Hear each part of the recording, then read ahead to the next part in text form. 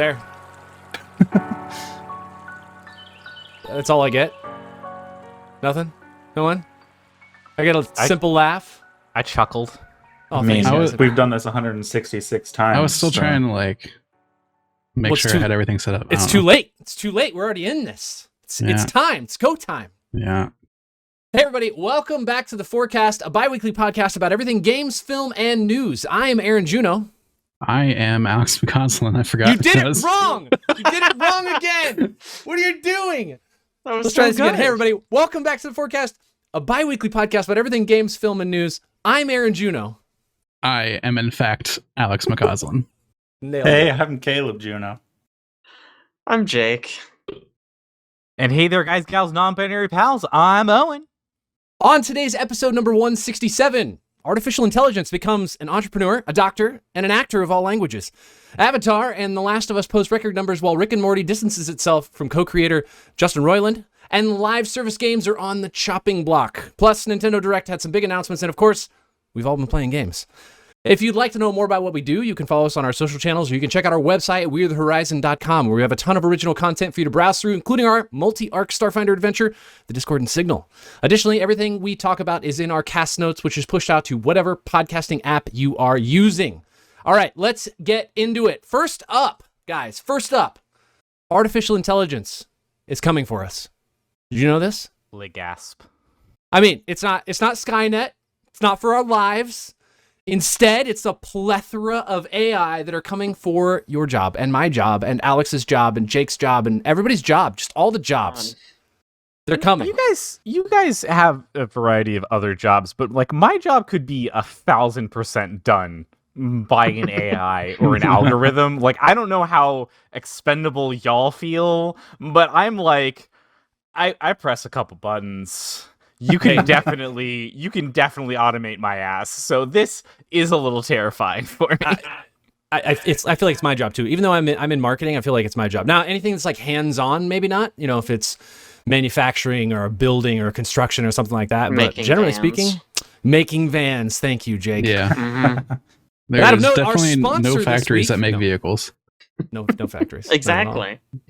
Most recently and most of the most importance, ChatGPT, the Microsoft OpenAI conversational language model, has passed a few occupational exams. Alex, you want to tell us about those? Yeah, I was going to go much more chill about this. You seem very... antagonistic. Yeah. You were going to go more chill? This is a serious ordeal, Alex. Yeah, so they put ChatGPT against a couple of exams, the MBA and... at least one medical license exam. And it was able to pass both of them, which is, I guess, concerning. I feel like I would be surprised if it couldn't pass them. Right? Yeah, it Because has it's access just to the internet, like right? regurgitating information. Yeah. Yeah. I saw it also yeah. passed a portion of the bar for what it's worth. Yeah. They were going to do like a live test where it like argued a court case for somebody, and a bunch of law firms came out and started trying to sue them for doing this for some reason, and they shut that down. So they're not, from all I understand, last time I read about it, they're not trying that anymore. Yeah, the law firms are going to be the last holdout for AI taking over jobs, because they're just going to keep suing everybody who has an AI to prevent them from doing their own job. Makes sense. And lawyers ruin everything. Google is incredibly scared about all this too. I just read an article about how they're testing a natural chat-like interface for Google as like a competitor. Have to. Yeah. I mean, it's definitely going to change the way people use the internet in general. There's also like way more models than just GPT-3. That's just like the one that's available to the public right now. So Google has their own stuff that they're working on as well. Man, you don't find any of that scary? Like, I know you said you wanted to talk about it lightheartedly, but you don't find any of it like, oh no, well, this is it. Yeah, I don't know. As it is right now, it's just kind of interesting sci-fi fantasy, but that's what they thought about Skynet. Yeah, as it gets more real. Recently, they had a Twitch channel that was dynamically generating content on the fly in the style of like Seinfeld. That That It- was weird. It like almost immediately got canceled because the AI started saying a bunch of really bad things on the air. Oh, really? Yeah. That's- it was on Twitch. It was inevitable. Yeah. True. So apparently what happened was they're using the GPT-3 API to generate stuff, and it's like the current, whatever the current model is, it's named after somebody, you know, right. how they do that. It's like a scientist or whatever. And that API went down. And so to keep running, they had to revert to like the previous model, which had worse moderation tools for content filtering. And so they claim that is the reason why that stuff made it through and got to the service and is not in any way representative of their organization or anything like that. So That's an easy claim to make. Oops, sorry, didn't mean to. Are they still temporarily banned? I heard they were trying to get. I think they Turn are. around I think because they of were that. they were appealing at Twitch. I don't know how that will go. Because it was like very direct and like, you know, a 30-second segment talking about how all these marginalized groups are, you know, not human. Wow, et cetera. that's That pretty kind of bad. thing. Yeah, Jeez. it was pretty bad. Not great. Yeah. Huh. But before it did all that, I watched a bit of it, and it was just generating like 2-minute long segments that were in the style of Seinfeld, and it was not good, but sometimes like Weird. unintentionally funny. And also there was this feature where they would sometimes walk over and use the microwave, and it was always incredibly loud in the mix. It was very funny.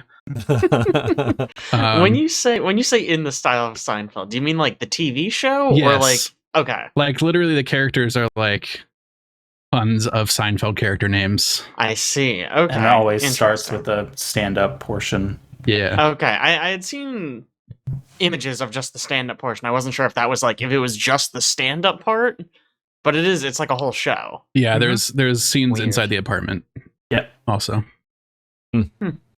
Weird. Very strange. Very weird. I watched it for a couple minutes too. It's just like bizarre. I But- feel like the funniest thing was just the laugh track playing Yeah. like all the time Yeah. under no funny jokes. I like the setup for a punchline, not the punchline Yeah. itself. Yeah. Maybe should Um, we add a laugh track to our podcast? I think we that would should. help us. That's It a- could help. That's what we need. Let's Yeah. have For those let's that- have an AI just generate a laugh track and tell us where to put it, because nothing we make Ooh. is funny. So we It's might as well true. just insert a laugh track Just wherever. randomly put it Mhm. places. Yeah, I like that. Of equal concern, we should probably talk about this too, but mostly because it's just weird. NVIDIA's eye contact AI is very unsettling. This one at least isn't going for your job, but for those that don't know, basically NVIDIA made a software that it will track your eyes and make your an AI generate your eyes to always look at the camera. So then you can be watching and looking at your other monitors and things like that, which, you know, streamers do on occasion. And while you do that, your eyes will always be focused on the camera. And I like it. think that is fascinating. Yeah. Honestly, the application of it for streamers is very obvious, but I could also foresee this being a very fun technology for photographers. I talked to a couple photographer friends about it, and some were like lukewarm because they're like, oh, well, you know, you don't want humans to be looking directly at the camera kind of thing. But to be able to just be like, oh, I loved this picture of the couple, you know, at their wedding, but you know the guy was blinking, right? His eyes were closed, and this could fix that. I think that would be really cool. Same thing with like, you know, I was thinking of people that do photography of like babies or dogs. Oh, you know, yeah, I didn't even think about that. like those are very hard to work with, right? And so that would be a very easy slam dunk, in my opinion, of just being like, hey, use this kind of AI thing inside of a camera, and now the baby will always be looking at the camera, so you can actually get some decent pictures of that little shit. And so I was like, that could be good. I think that would be some fascinatingly, you know, good things for people to use. It's- So It's also cool for like if you're trying to film a segment where you're supposed to look at the camera and like read a script, like you can totally like read the script and not look like you're reading a script. Mhm. Do you think? Casey think Neistat, a famous vlogger, he always wore those dark sunglasses. Oh yeah. And it was because he wanted to look like he was like engaging with the audience, but he had like something that he needed to focus on that wasn't the camera. And so that was how he got around that. So this could solve that problem. Do you think this is going to be like anxiety inducing for people who don't like to make eye contact with people when they talk to them? Like on a, you know, when you're on like a conference call that, yeah. and no one's looking at the camera, it's fine. But the moment somebody looks in the camera and then you happen to look over at the conference call and you see somebody just staring at your soul. You could, The idea of watching a stream where the streamer is looking at the camera for hours on end sounds dystopian. That that sounds is a little horrific. weird. Yeah. Yeah. I hate it. It has to be used like sparingly for like applications Like, that would be never. useful. I can't Like wait. reverse it so they never look at the camera. That's what I want. I hope Or, there's like, like you're on a no Zoom call. transitions. You don't want to like pay attention, but you look like you're paying attention. If they have the ability to turn it on and off, I hope there's like no transitions. So when they turn it on, it just like immediately whips the eyes over to look at the camera. That is how it works. It's just a toggle. Is there one that like makes it so your eyelids look like they're like looks like your eyes are open instead of closed, so I can just take a nap during my meetings? And No, unfortunately, I've actually Hmm. tried the tech, and it doesn't work very well on me. oh, I think because my eyelids are like low, like they sit low, and it like doesn't see enough of the eye. I think to like register. Open your eyes so up, like Alex. like if I like look wide-eyed surprised, it actually catches my eyes and points them at the camera. But if I'm just like looking normal, it doesn't really work. You do look weird when you look just normal. So Great. wow. Another interesting note on AI. This will kind of transition us into some film here. Apparently, we're also starting to use it for film dialogue, and not just in the sense that it's creating new dialogue, but we're recreating the scenes, either to make it change it from an R-rated film to a PG-13 film, or we're actually, dubbing directly over films. I did see something about that where they were like AIing someone's mouth to not curse or something like that to change it to something else. There is a link that we'll put in the notes, obviously, but everybody should go look at the short clip that's on the top of this page. Insane. It's crazy cool. I mean, you can definitely tell a difference between the actor's face and the renderings that they do after they've mapped it and changed what she's saying. But just the fact that they go from English to a completely different language and it looks fluid is wild. You could like watch dubs and not be distracted by the mouths not matching up. Yeah. I think that's going to be very cool. Man, the deep fakes you can make with this, though. Yeah, That's right? kind of horrific, True. right? The I mean, clip those where are- they show her muted instead, and it looks like she's trying to talk but can't, is kind of horrifying. Yeah, it's kind of scary. A sign of things to come. Oh, yeah, Yeah. for sure. That would be pretty cool, though. I mean, rather than having somebody just, I guess I don't know what it means for the people's jobs who normally do those dubs, but rather than having do that, we just generate new voice lines, new dialogue lines, and new AI-generated faces for every scene in a movie when we translate to a different language. Yeah, I wonder. I wonder just how. That's what I'm looking for. Like I feel like at least the voice actors would still be hired because you still have to have that line translated and spoken in that other language. Yeah. Like we haven't gotten AI that can do that yet. Are we sure? Sure, yeah, We- Microsoft Sam does all We the have time. like pretty good Yeah. vocal reproduction AI, but it still sounds like it's fake. Like you can tell a Yeah. little bit. Wait, does Janet sound fake? Yeah. Yes. Yes. Yes. Yes. Well, I don't have her on here. She'd be such a good moderator. Man, if you don't get that joke, listen to the last 12 hours of the Discord signal, Yeah. and you'll be like, oh, pretty funny joke. So one thing on film, just at the top of the list here, because it's also at the top of the box office, James Cameron's Avatar: The Way of Water, setting a pretty big record. Some people don't think it deserves it. Alex, your take? Oh, it deserves it. Oh, Have you seen it? Yeah, Wow. I'm contributing. What's the way of the water? The way of the water is, there's no beginning, there's no end. There's, okay, Water. I There's don't not a know. It's a circle? bunch There of is spiritual. water. It's a bunch of spiritual mumbo jumbo. Nobody cares about that. Everybody cares about how cool the visuals are, About how blue the boys are. and how cool the set pieces are, and how cool the technology behind filming this movie was. It's the first film to stay at the number 1 spot at the box office for 7 weeks in a row since the original Avatar, which I think is fitting. I honestly cannot believe anyone gives a shit about Avatar. It floors me. It's kind of Floors me crazy, right? that anyone was like, "Oh, Avatar! I'm so excited for those blue boys." yeah. Right? Man, like, I feel like the internet was just destroying the fact that this movie's come out. They're like, oh, no one's going to go watch it. And yet, here we are. Here we Yeah. are. Don't bet against James Cameron. James Cameron now has 3 of the top 5 grossing films of all time. Yeah. Wow. That is Ridiculous. insane. Titanic and both Avatars, right? Yeah. And this movie is about to pass Titanic, actually. Wow. So it'll probably hit number 3 all time by the end of it. Only because I really like lists. Can I give you guys a couple interesting factoids about the movies that have been on like number 1 in the box office for the most weeks? Oh, yeah. Sure. There are a whole bunch tied for 6 weeks in a row, but of note, like a recent film, most of them are in the 80s, but Spider-Man No Way Home, Wow. 6 weeks in a row. Mhm. Wow. Yeah. Good job, Spider-Man.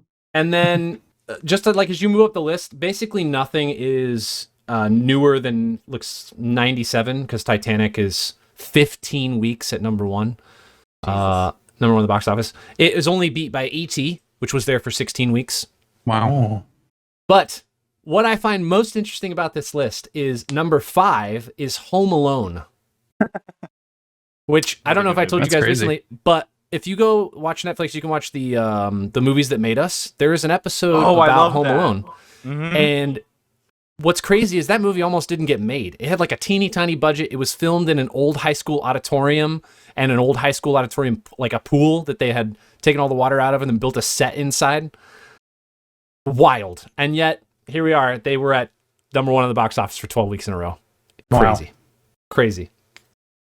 Anyway, I thought that was really cool. But Avatar: The Way of Water, Avatar, and On Golden Pond are the 3 who are 7 weeks. Wow. Oh, wow. So Don't know at what that least is. 2 of those were water-based. They were, Golden yes. Pond, Way of Yep. Water, and I didn't Yep. even hear the other one. I assume it's Titanic. Avatar. There's a couple cool things about The Way of Water. First, I watched the first one again before I went and saw it because it had been so long. And I think it holds up in terms of being like visually cool. Mm. There's all the same complaints about the movie. How it's like basically Pocahontas, whatever. Story's not great. But it's just a cool visual experience. And I was like, wow, this is a good looking movie. I wonder like how much better this new movie is going to look. It's so much better. It looks so much better than the first movie. It's crazy. We went and saw it in IMAX Laser 3D. Oh, Laser. God, is What's that what they laser mean? Yeah, hit you with a like laser? up north. Berrywoods, Yeah, huh? we went to Berrywoods. Because that was like the only place that had like the real version, dude. I mean, that's where we saw Top Gun, Maverick. Mm. The 3D stuff is. I haven't seen a 3D movie in theaters in forever. It's gotten so much better. It just kind of like melts in on. and exists now. Come It's- on.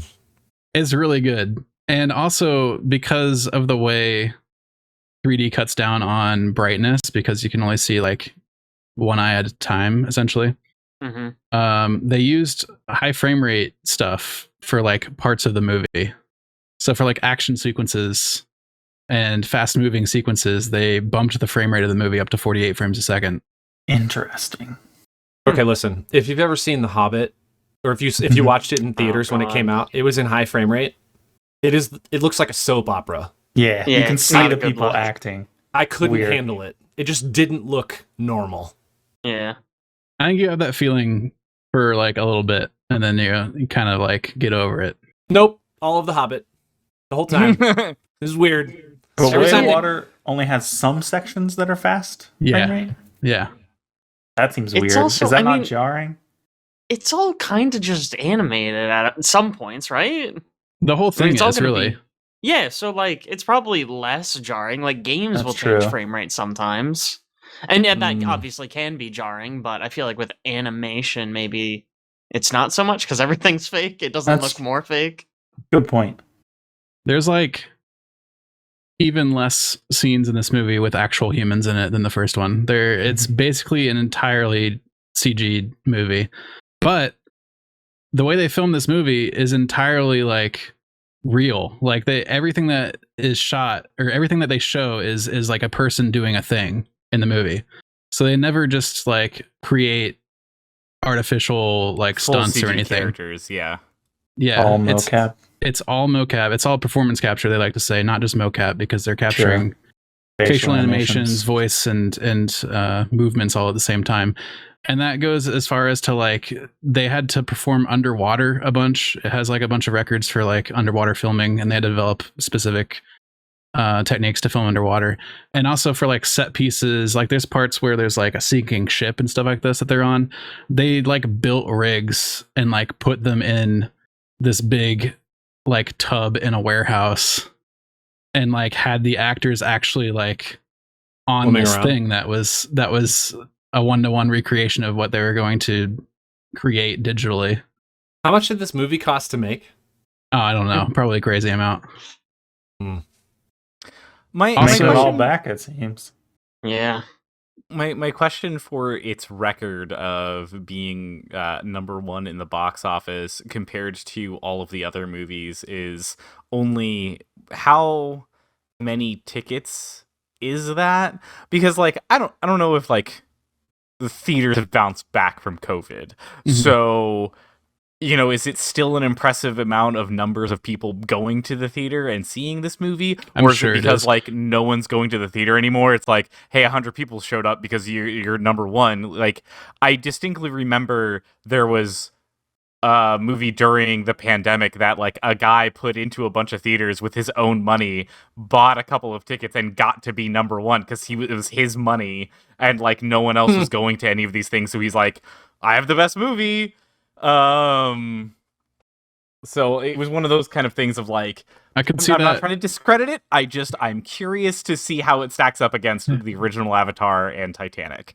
I mean, I could see that if the gross earnings weren't also record breaking. Yeah, that's the thing that makes me think that you're right. That it's like, yeah, okay, so there are a ton of people still. I mean, going. this is not accounting for inflation.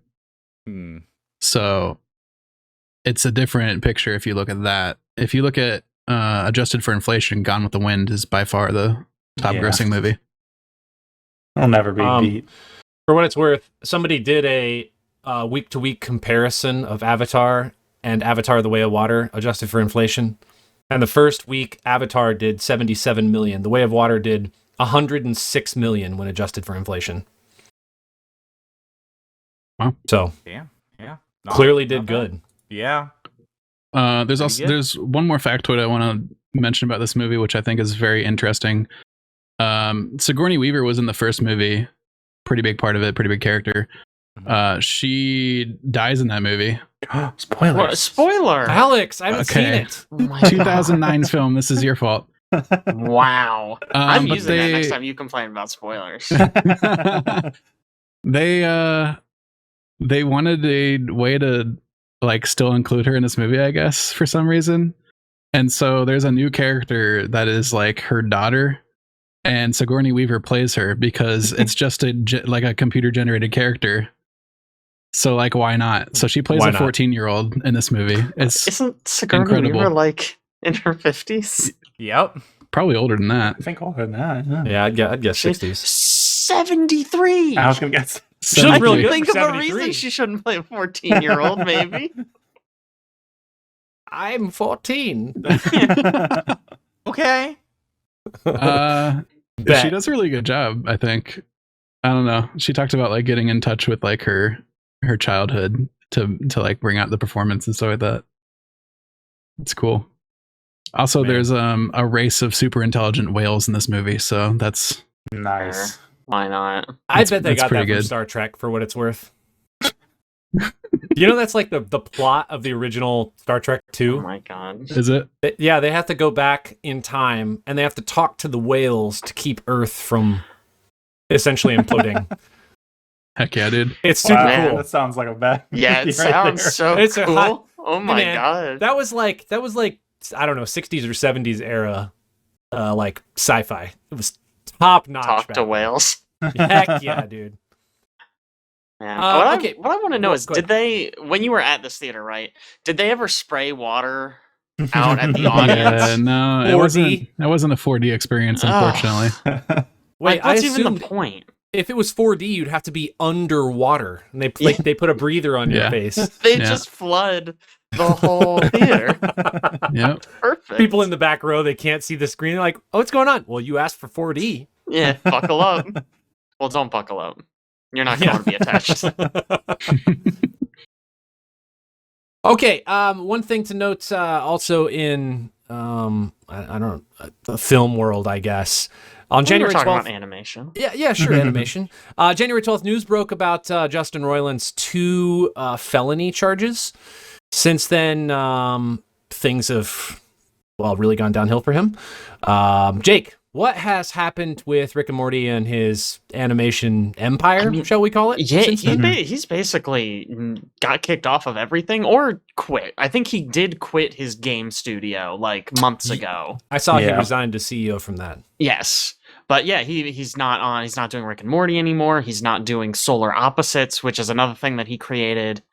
It seems like basically every project he was a part of, he is no longer a part of. And So, didn't he have, I like, mean, a brand new Netflix series coming out like this month or something? oh, does he? I didn't even know Um, about that. Oh, it's not Netflix. It's Hulu. It's Koala Man on Hulu. Man, I mean, that Great. sounds like a good one, yeah, for sure.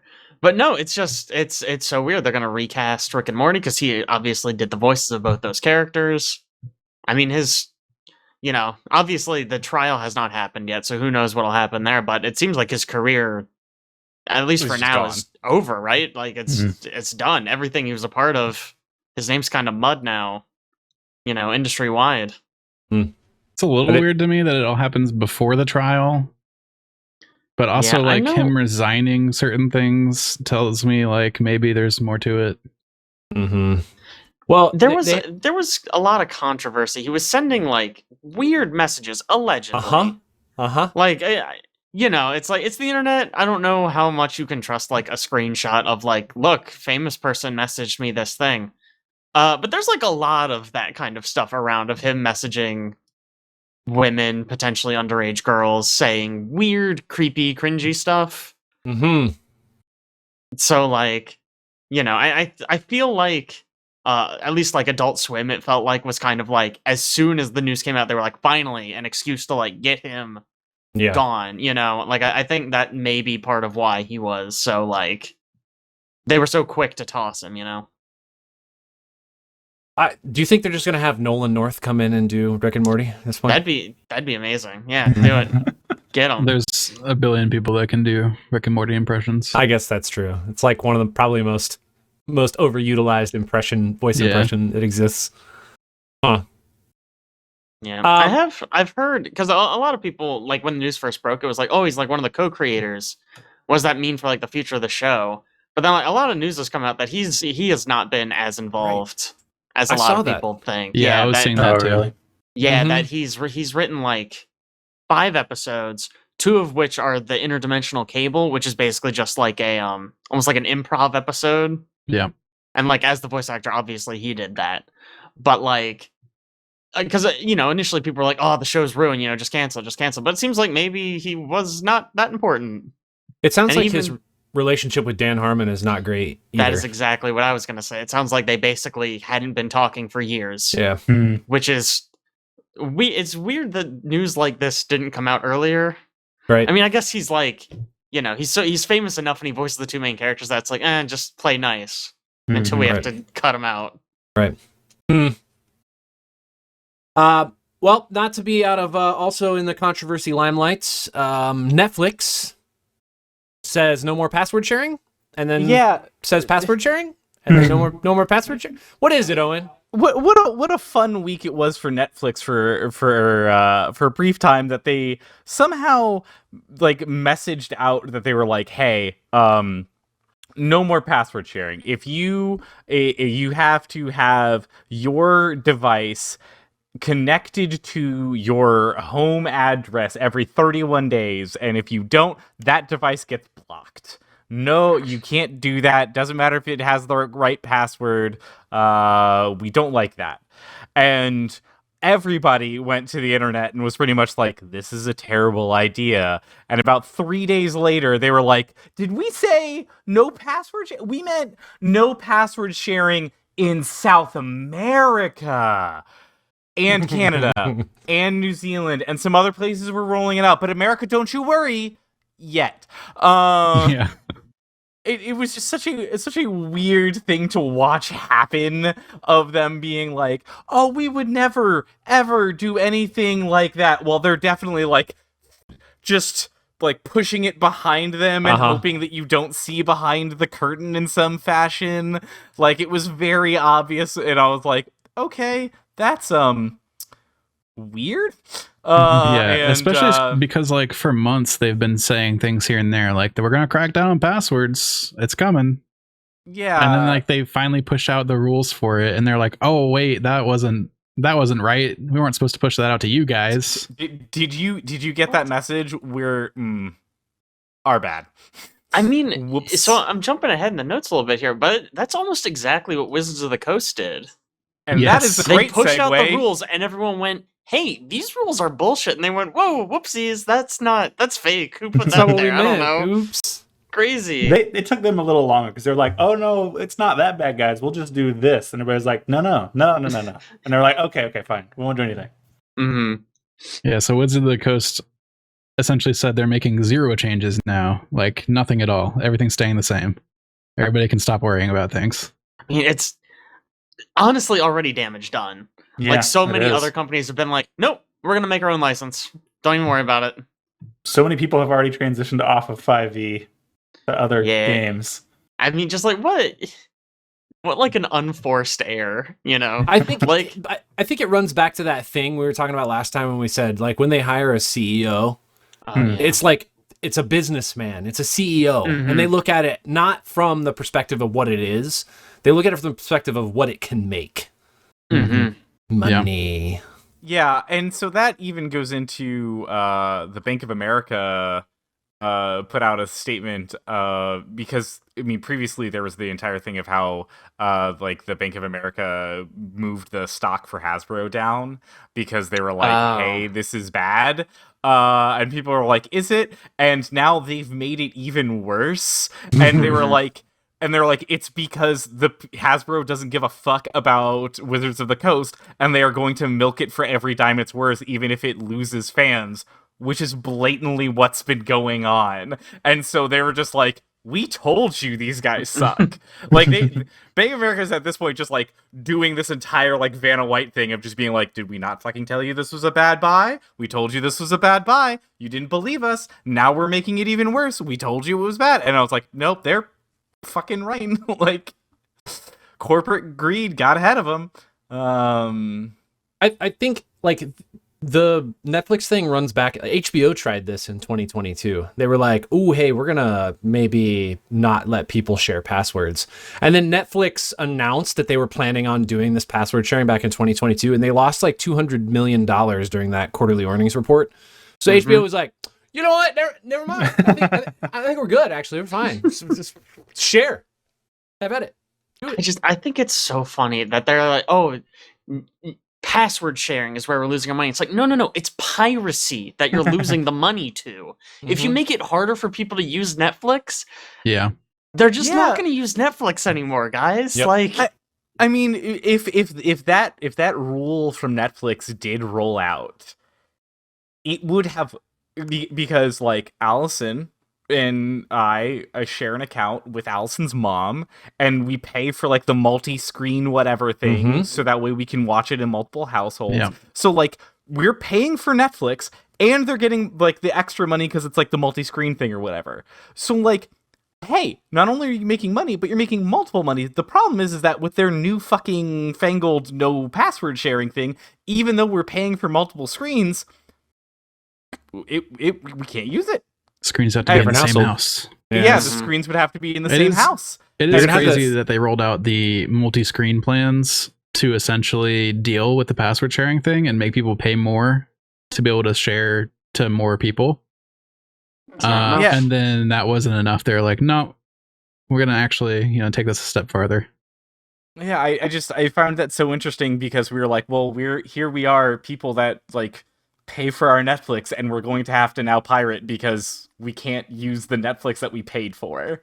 And that just seems so silly and so counterproductive to the like, well, you guys screwed the pooch, like I like that, and so I hope it doesn't like fully roll out, and I hope that it backfires in the places that it has gone to. I know that there are some.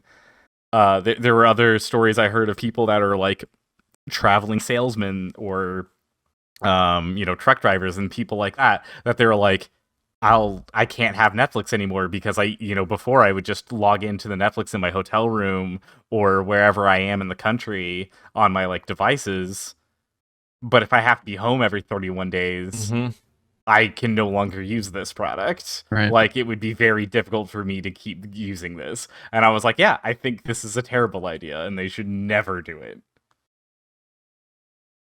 We talked about this multiple times throughout the years on the cast, but the whole concept of how piracy was like a really big issue, and then Netflix came around, and all of a sudden everybody's like streaming content, and piracy went way down.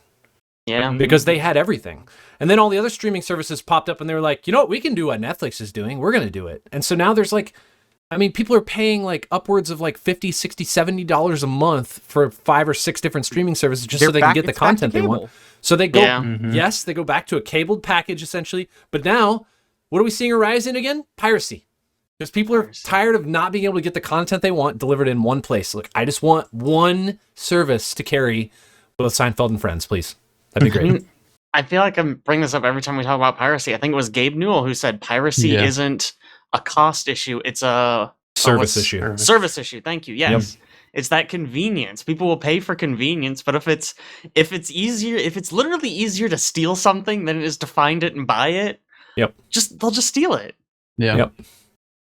Yep. Well, first of all, that Gabe Newell's his idea doesn't work clearly. Yeah, Steam's a total flop. Total flop. Half-Life 3 isn't even out yet. Garbage. Someday. Man, I literally used to pirate video games all the time back in like middle school, high school. Wow. Hello? Do I hear tournaments? And Steam became like kind of a thing, and I can't remember the last time.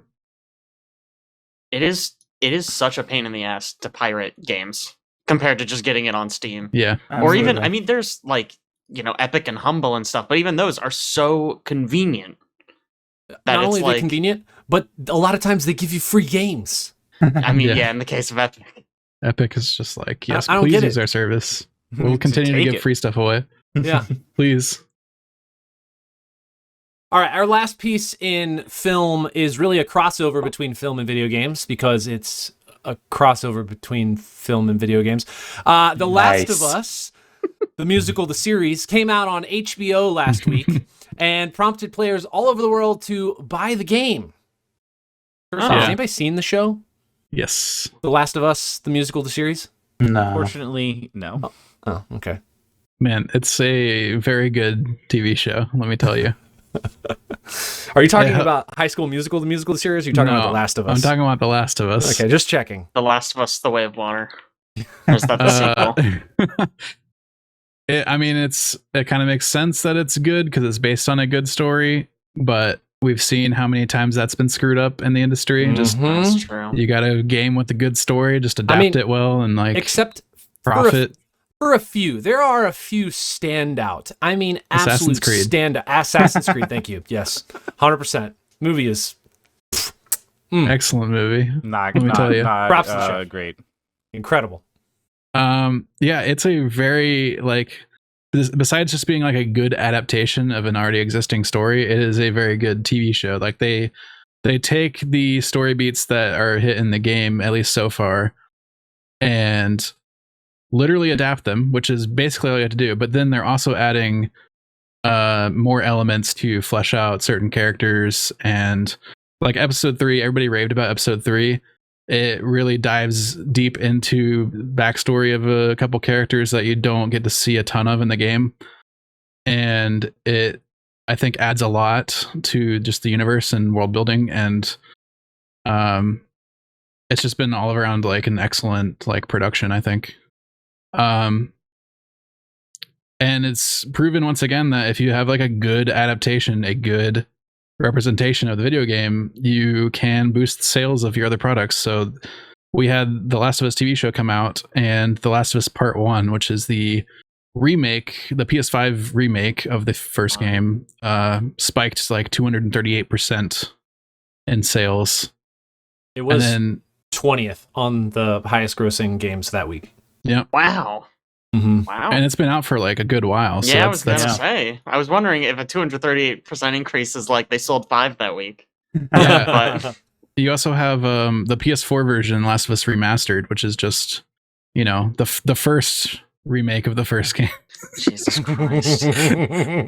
Also saw a spike at 322% sales spike, which put it at number 32 of top sellers that week. So people getting into the game. I mean, at least they're calling it like remakes, and they're not just re-releasing Skyrim on another platform. Do you like Skyrim? It's on Skyrim Alexa. Special Edition. It doesn't sound like they did a lot of work on it. Part 1? Yeah. I mean, they did some AI work, and they did some, like, graphical work, but it doesn't seem like that much, I feel like. I mean, it's like rebuilt from the ground up, at least. Besides, like, performance stuff, I think. Whereas, like, the remastered version is like, let's get better quality textures in there. Right. That sort of thing. Do you think, with the show coming out and it getting even more popular than it already was, do you think we're going to see Last of Us Part 3? That's a good question. They leave the story at such like a conclusive ending, I think. I mean, well, I guess the first one was a little open-ended, but it takes place. I feel like Part 2 is so different from Part 1. That's true. You don't think you could do the same thing? I think this you one could will also be about Ellie's dipshit friend. Yeah, I was about to say you could easily take a different character and do a story with them. Yeah, that I'm I sure would be there'll okay be a with. spin-off game at least. I bet. I don't think we see more Ellie really. Mm-mm. I hope not. I like where her story ended. Well, I think one of the best things you can do with a story is like choose to end it, because then you can find a culmination to what you want that character's arc to be, rather than just, ooh, I need to make another season or we need to make another game and continue this character story. I mean, there are, again, exceptions to that, but, you know, I think the goal really would just be to end that arc, and maybe if they branch off and do another character, I'm fine with that. Sure. I mean, it's a rich world. They could absolutely abandon all of the characters they've established so far and just be like, okay, in Canada, there are these other guys. The Cold Last of Us is what this one's called. The Way of Cold. Wow. The Way of Ice. The Way of Ice. It's there perfect. You go. I'd play it. Video game world. Let's talk about some things in video game world. Games as a service is ballooning and probably ready to bust. Maybe busting already. I shouldn't say it like that. I mean, maybe. Oh, it's busting. Oh no! Oh no! Yikes. What has been canceled so far, Jake? So in the last, it's like 3-ish months. I don't know how many. I didn't look at the exact dates, but it's been about 3 months. I've got 13 different live service games that got canceled. The biggest ones here, Knockout City, which we actually played during the 24-hour stream. That was too bad. Babylon's Fall, that one lasted under a year. Yeah. Final Fantasy VII: The First Soldier lasted 14 months. This was a battle royale. I've never heard of that. I've got 1, 2, 3, 4, 5, 6 specifically from Square Enix. Oh my gosh. Oh, wow. Babylon's Fall, Final Fantasy VII: First Soldier, Bravely Default Mobile, Chocobo GP, which was also under a year, Disney's Marvel's Disney's The Avengers by Disney. Oh my god. And then Disney's on Disney? And then there was some Dragon Quest mobile game. didn't even find the name of it, but it also got stopped. I have not heard of a lot of those. Like ever. Yeah. Apex Legends Mobile. Mm-hmm. Apex Legends Mobile got shut down? Yeah. Yeah. Mhm. That's Also crazy. didn't make it a full year. What about Because what that's about like one of the top battle royales still. I thought I heard that like it just didn't. There was something in the development of it that it didn't get released. The mobile. I don't know that. It sounded like from my discussions with people that it was like canned before it got released. Oh, Is it? I thought it had been out for quite a well, while. if that's fair, then damn. Battlefield. Are you thinking of Battlefield Mobile? Because that one's not. Didn't launch. Perhaps And it got canceled. Yeah. I didn't know if you were done listing games because there were a couple I think we hadn't talked about yet. Or if you had others on your list. I have a few others, but I want to Go hear for your it. list. No, go for it. Go for Okay. it. Go for it. The other ones I have here are Rumbleverse, which was like a wrestling game on I think the Epic Store. Yeah, that one wasn't around very long. It was like a month or something. Yeah, very short. And I hadn't even heard of these last three: Crime Site, Crossfire X, and Echo VR. Okay, I've at least heard of Crossfire X. Yeah. Well, delete whatever brain cell was holding on to that piece of wisdom because it's gone. Weird. The only one that I see on this list that you did not mention is that Turtle Rock Studios has mentioned they're not working on any more content for Back 4 Blood. But the servers are up for now. Yeah, I guess it was kind of live servicey, but like it got like 3 full DLC packs. Yeah, I feel like yeah, that's different. I'd call that an absolute success, personally. Yeah. They only wanted to do a certain amount because I remember when I bought the VIP DLC bundle of it or whatever, they were like Season Pass. Cool. Yeah, the Season Pass, thank you. That they were like, we're only doing these expansions in the future. And they did that. So I don't know how much of that is because of the live service not working or like I think they just kind of were like, yeah, we're done anyway. It felt a lot more like traditional like game that has DLC rather than a live service. Right. Like it's live service, I think implies like they have stuff that they try to entice you to play like every week and new content trickles out all the time instead of having like big releases at designated spots. I don't know. To me, Battle Pass, that sort of kind of thing. The biggest surprise here is that Square Enix didn't cancel Outriders. Because is that live service, or am I mistaken in saying that? Outriders, I don't think I mean, they might have done DLC. Yeah. I think part of their marketing push when they were putting that game out is that they would release it and it had all the content and you could play through it. Okay. I don't know why I was thinking it was a live service. They did like an expansion later that had another story. But I think that was it. Interesting.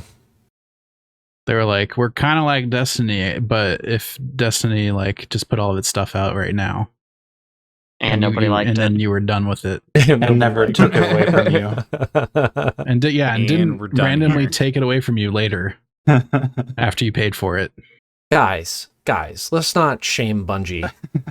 All right. Let's Man, as much as I complained about Bungie, I did give them $100 for their new thing. So Jesus. I mean, the content is good when it's still available to play. Yeah, it's very good. And it's a Strand type game now. Like, how can you not be excited? Oh, jeez. I guess you got to get one now that you missed Death Stranding on Epic, huh? Yeah, right. It's true. Also, Nintendo Direct happened with some really light announcements. Nothing big, nothing major, I don't think. Jake, can you run us through it? So they just like randomly were like, oh yeah, we remade Metroid Prime. Like the first one. It's on Switch, like now. So like if you want to buy that, I guess you can. Anyways, moving on. Pikmin 4. Yeah. Everyone was like, wait, you say that last part one more time? Like a 20-second segment, or they're like, yeah, I don't know. It's like, done. you know everyone loves Metroid Prime, right? Like it's one of like I feel like it's legendary. Like I feel like everyone likes and knows Metroid Prime. Wait, has everyone on this podcast played all of the Prime games? I have not. I not all of them. haven't. And I've been waiting for it to be on the Switch, so I am very excited for this remake because I was just wanted like a port of the GameCube version, and that's what I was expecting. And so now that they're like, yo, we remade it, I'm just like, fucking take my money. Just done. Here, looks the excellent. cash, let's go. Honestly, I was like, like I can. There's other ways to play Metroid Prime on like a computer, maybe. Maybe I don't need to pay for a remaster. There's other ways to do it. Is all I'm saying. So I've heard. Yeah. But this remaster, oh my god, it looks amazing. It looks incredible. I wonder how it runs. Selling it for only $40, which I was kind of surprised by. I expected it to be 60 or more. I would have paid 100. Wow. Okay. God damn. Jeez. Dude, it's one of my favorite games of all time. Source of the problem here. I'm so excited to play this. If this is one of your favorite games of all time. All time. Loved it. I didn't know it was $40. I would not have expected Nintendo to do that of all companies. Exactly. Yeah, I think it's like $40 for the physical and 37 or 35 or something like that for the digital version. I'm pretty sure it's 40. It's just 40. Yeah. Is it just 40? He probably had coins, so you got your... Yeah, my coworker mentioned it to me. Yeah, that's my bad. Adam, I'm blaming you. Damn it, Adam. I want to know how it runs on Switch because I feel like every Switch game I've been interested in lately just directly runs and looks better on an emulator day one. So I mean, I'm curious because it's like an old comparison thing I saw. It like showed the different versions and how it ran. Yeah. Showed it like locked 60. Okay, like that's consistent. Like they had like an FPS line. It was just 60 straight line. I mean, maybe who knows how authentic that is, but yeah, certainly bodes well. They also showed off a little bit more of Tears of the Kingdom. Is it Tears or Tears? It's Tears. Okay, great. Tears. Yeah. I didn't actually watch the trailer.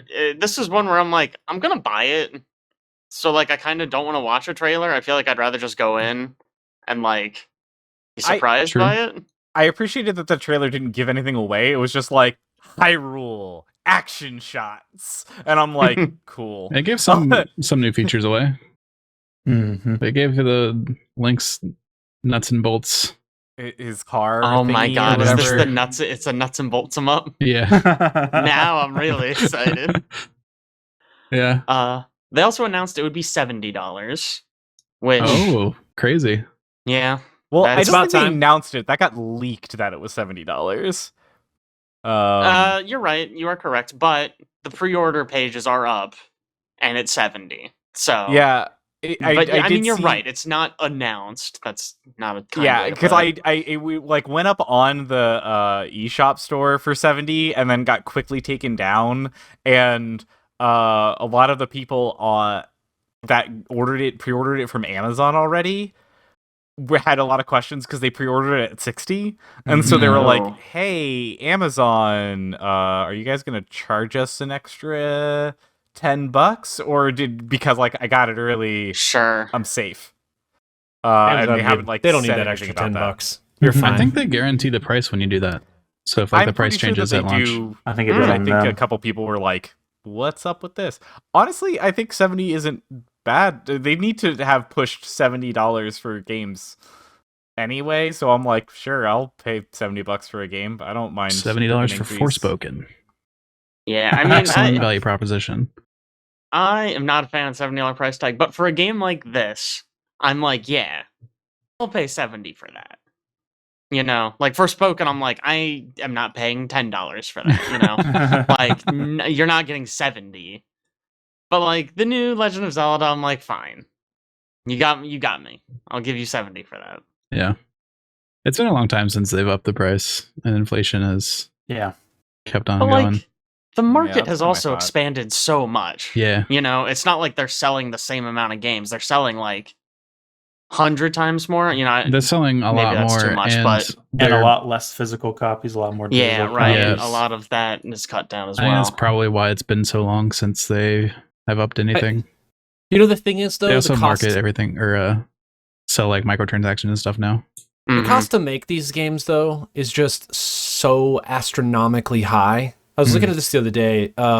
Red Dead Redemption 2, which I know is an outlier, but Red Dead Redemption 2 costs somewhere in the neighborhood of $370 to $540 million to make, which is a lot of money. I mean, God of War Ragnarok was like $350 million or something. There was that story going around with the rumor about Halo Infinite costing $500 million to make.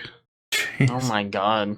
I mean, when you're hiring, first of all, you're hiring like big name voice actors, you're hiring top talent video game developers and story writers, and you have thousands of people working on a game and marketing agencies, and like the cost just balloons so quickly. Wild. I think it's about time for a $70 game. Yeah, honestly, it doesn't bother me to pay that, really. Also, the market's like super different now. So like if you can't afford a $70 game, there's plenty of $15 games that are excellent. I mean, that is definitely true. So they're also not the first to go 70. Like there has been a couple of other. Sure. So I think that's the other thing. It's kind of like a lot of Activision products. Pointing the market is going like, hey, the market's going that way, and it's like, yeah, it is. Okay, that's fine. Like I'm not feeling too bad about it. It's also mostly been associated with like, I don't want to detract from like what Nintendo makes. I know they make top quality stuff, but like, you know, the modern AAA, like graphically insane, like powerhouses. Yeah, sure. Like your Forspoken 'em ups. Yeah. Like, you know, your God of War, your, you know, Call of Duty or whatever. Yeah. They do look beautiful. So just a few other things. Pikmin 4 is coming out this summer. Do any of us play Pikmin? Nope. It's a franchise that kind of just passed me by. Like literally, I don't think I've ever played a Pikmin game. I don't think Seems popular. I've never touched one.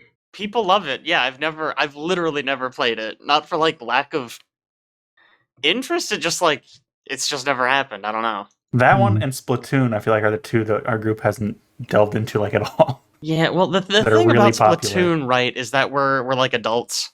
So, like, we're not gonna fucking play Splatoon 3. You know, I don't know. They announced something about Splatoon 3. I don't really care. Advance Wars is gonna come out. Advance Wars 1 and 2, they remade it. It's actually coming out April 21st. Yeah, that got delayed for forever, so I'm glad that it finally has a release date. Yeah, it was supposed to come out like last year. I think more than a year ago, actually. I feel like it was like February or something. But then with the war in Jesus Christ, Ukraine. Yep. I almost called it iCrane. iCrane. Yeah, I don't know. I'm having a moment Ukraine, right now. we all craned for. Wow. Damn. Jesus. But the game's finally gonna come out, which is great. I was really excited for this one. And I've been really jonesing for some strategy games lately, so that's exciting. Strategy games, huh? That's a little teaser for what I've been playing lately. Boy, do I have a game for you later. Huh. Are you propositioning me? No, I was just saying, I've got a strategy game that I've been playing, so we can talk about it. Strategy games, huh? Really? I'm still baffled. Are you? For me? Why? Yeah, I don't know. Yeah, he likes XCOM. That's just true. All right. And you can see the cast notes. You don't have to be surprised. You know what? You can see it. I was thinking real-time strategy. RTS. No. Oh, yeah. No, that's also not what Advance Wars is. Yeah, I don't know what Advance Wars is.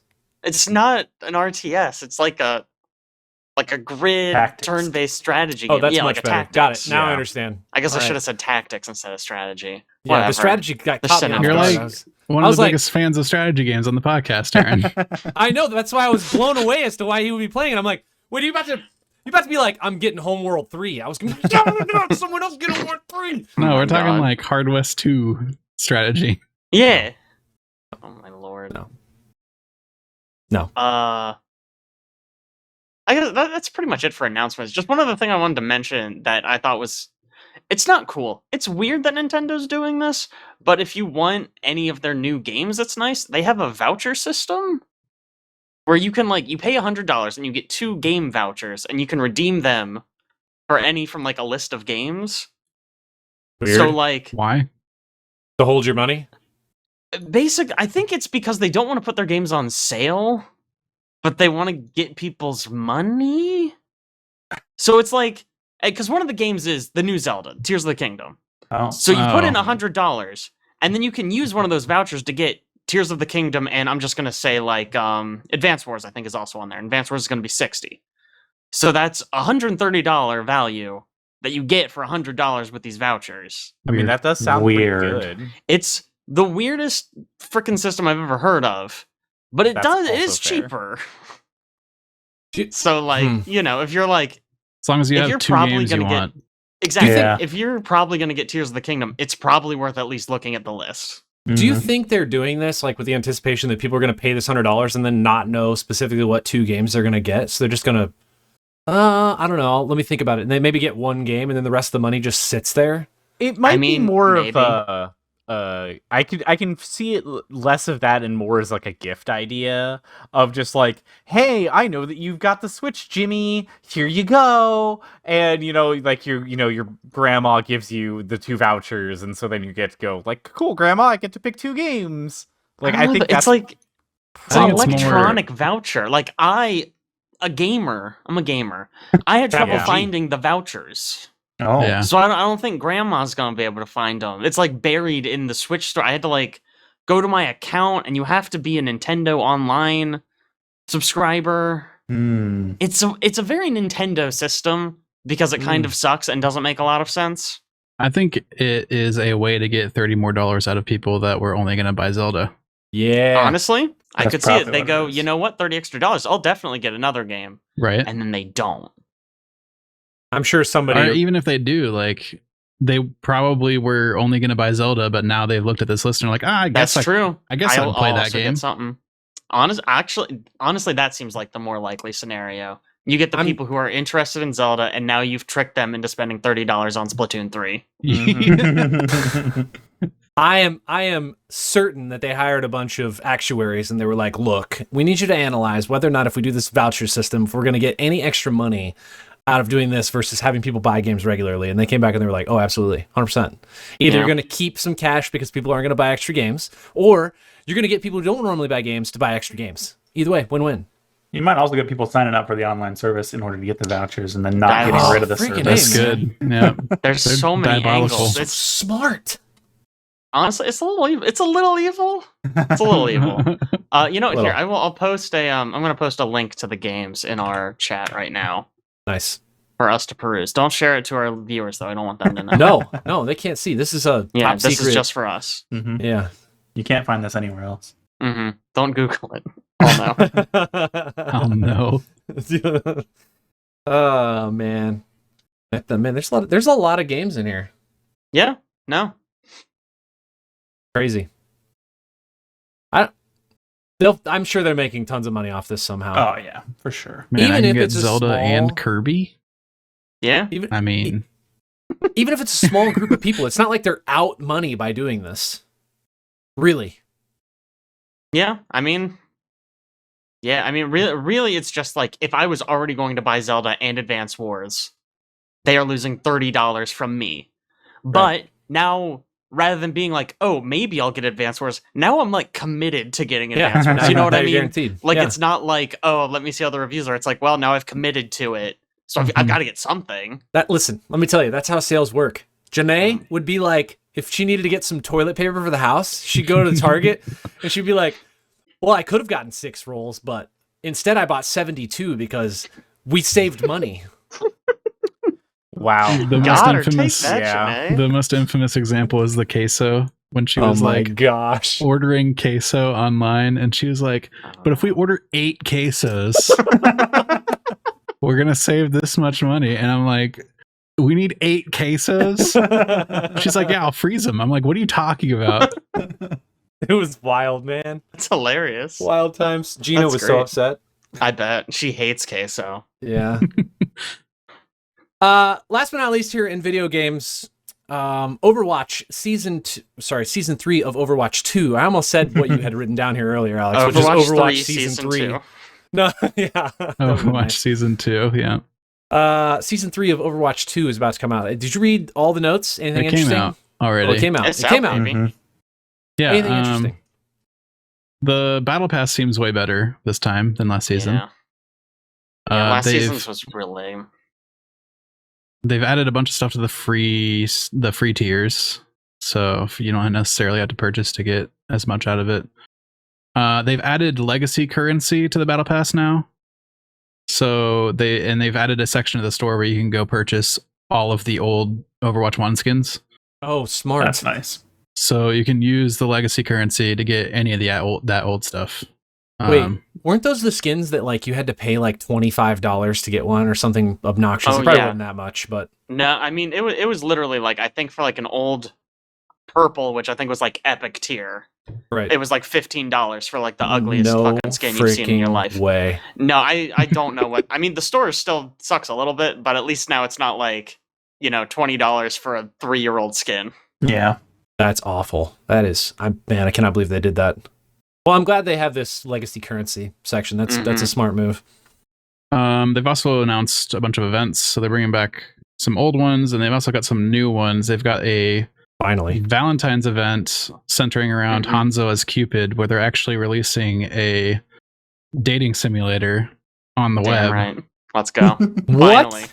Finally. Mm-hmm. They finally listen to the fans. And by fans, I do just mean me. That's fine.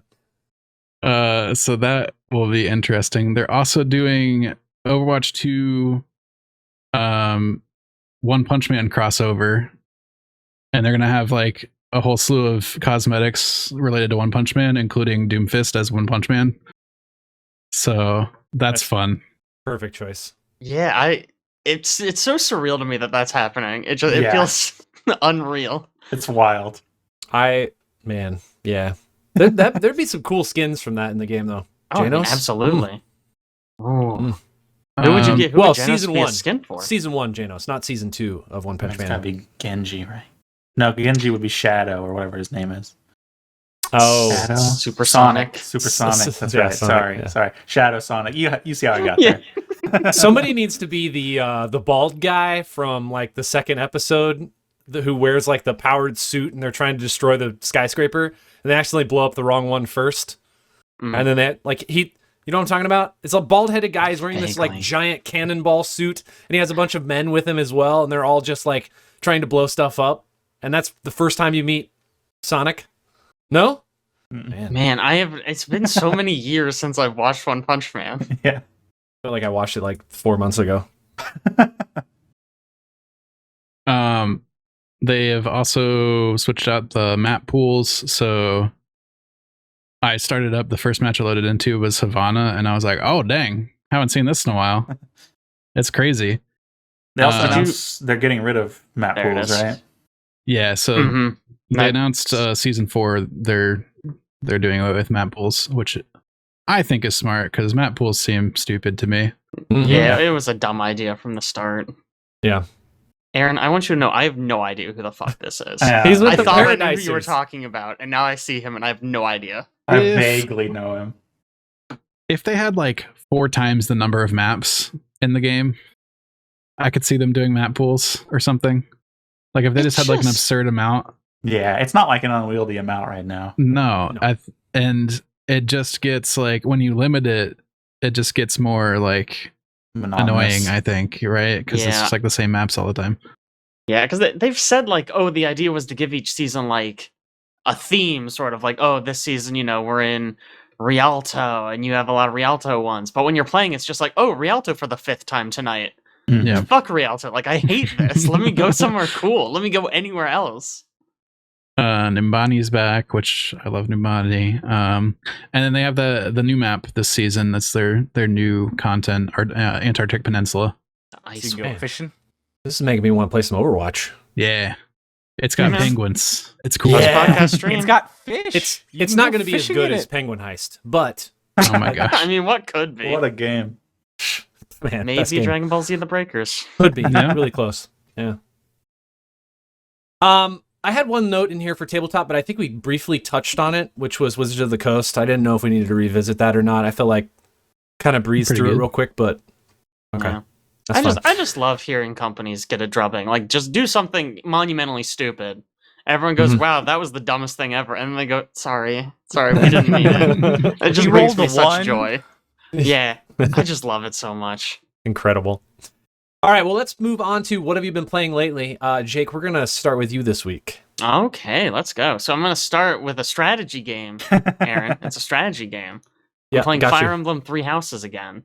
Oh, Again. So, well, I played it back when it came out. and a new Fire Emblem just came out, and I was like, oh man, it kind of got good. It looked like it was getting good reviews. I'm kind of excited. Let me go back, play 3 Houses to get back in the mood, and then I'll pick it up. So I started playing 3 Houses, and I was like, man, this game's really good. And then it looks like Fire Emblem Engage is maybe not getting good reviews. Maybe I was lied to. Yeah. Yeah, it seems like it's kind of getting. It's got an 80 on Metacritic, but every review I've read is like the gameplay's fine, but the story's like embarrassing, embarrassingly bad. And I'm like, man, do I want to play a Fire Emblem with bad story and characters? I feel like I don't. Man, for some reason, I thought Engage was not like a real Fire Emblem game. It is. It's not. It's not like a Warriors. So they made. There's a Fire Emblem 3 Hoops, which is a Warriors game. Okay. Warriors game. Is there a cleaner way to say that? Whatever. I think you guys know what I'm talking Dynasty about. Warriors. A Dynasty Warriors. I'm up.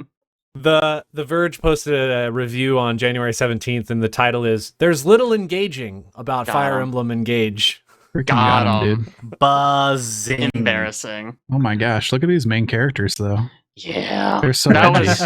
That was the first hint that maybe the game wasn't going to be good. The main character, for anyone who doesn't know, the main character looks like a VTuber, and their hair on the left is red and on the right is blue, or maybe switch those. No, And it's not like a subtle, it's like a stark, you draw a line down, and it's bright red and bright blue. It looks... not just their eyes hair, are though. flopped Eyes, colors. too. Yeah. It's their eyes as well, yes. It looks like it's reversed if you pick a male or female. So you're technically correct one way. Great. Love it. But yeah, so that's kind of disappointing that the new one's maybe not good. But 3 Houses is great. We're excited because they were bringing back the triangle The strategy weapon kind of triangle. stuff. Yeah. Yes. Yeah, But- so it's for kind of anyone... too bad that's not looking great. Yeah, I'm kind of torn about... I'm just talking about the new one still. But the strategy stuff is cool, because they got rid of the weapon triangle. For anyone who doesn't know, in Fire Emblem is... It's basically rock, paper, scissors between axes, lances, and swords. It's like axes beat lances, lances beat swords, swords beat axes. So you have to be really cognizant of like who you're fighting and what units you send where. And 3 Houses got rid of it because it was kind of like, I think they were trying to like streamline it, and they kind of had a different system for it a little bit. So they brought it back for Engage. So people were like, oh, the tactics. But they kind of messed up the writing, which is a shame, because I feel like that's really what sets Fire Emblem apart. Like, the tactics in Fire Emblem games, I don't think is all that complex. Mhm. A lot of times it just amounts to find the enemy's range, put your tankiest unit as close, like, as little into that range as possible. They come and attack you, and you send 10 units to murder that one unit. Mm-hmm. And you just slowly move across the map doing that.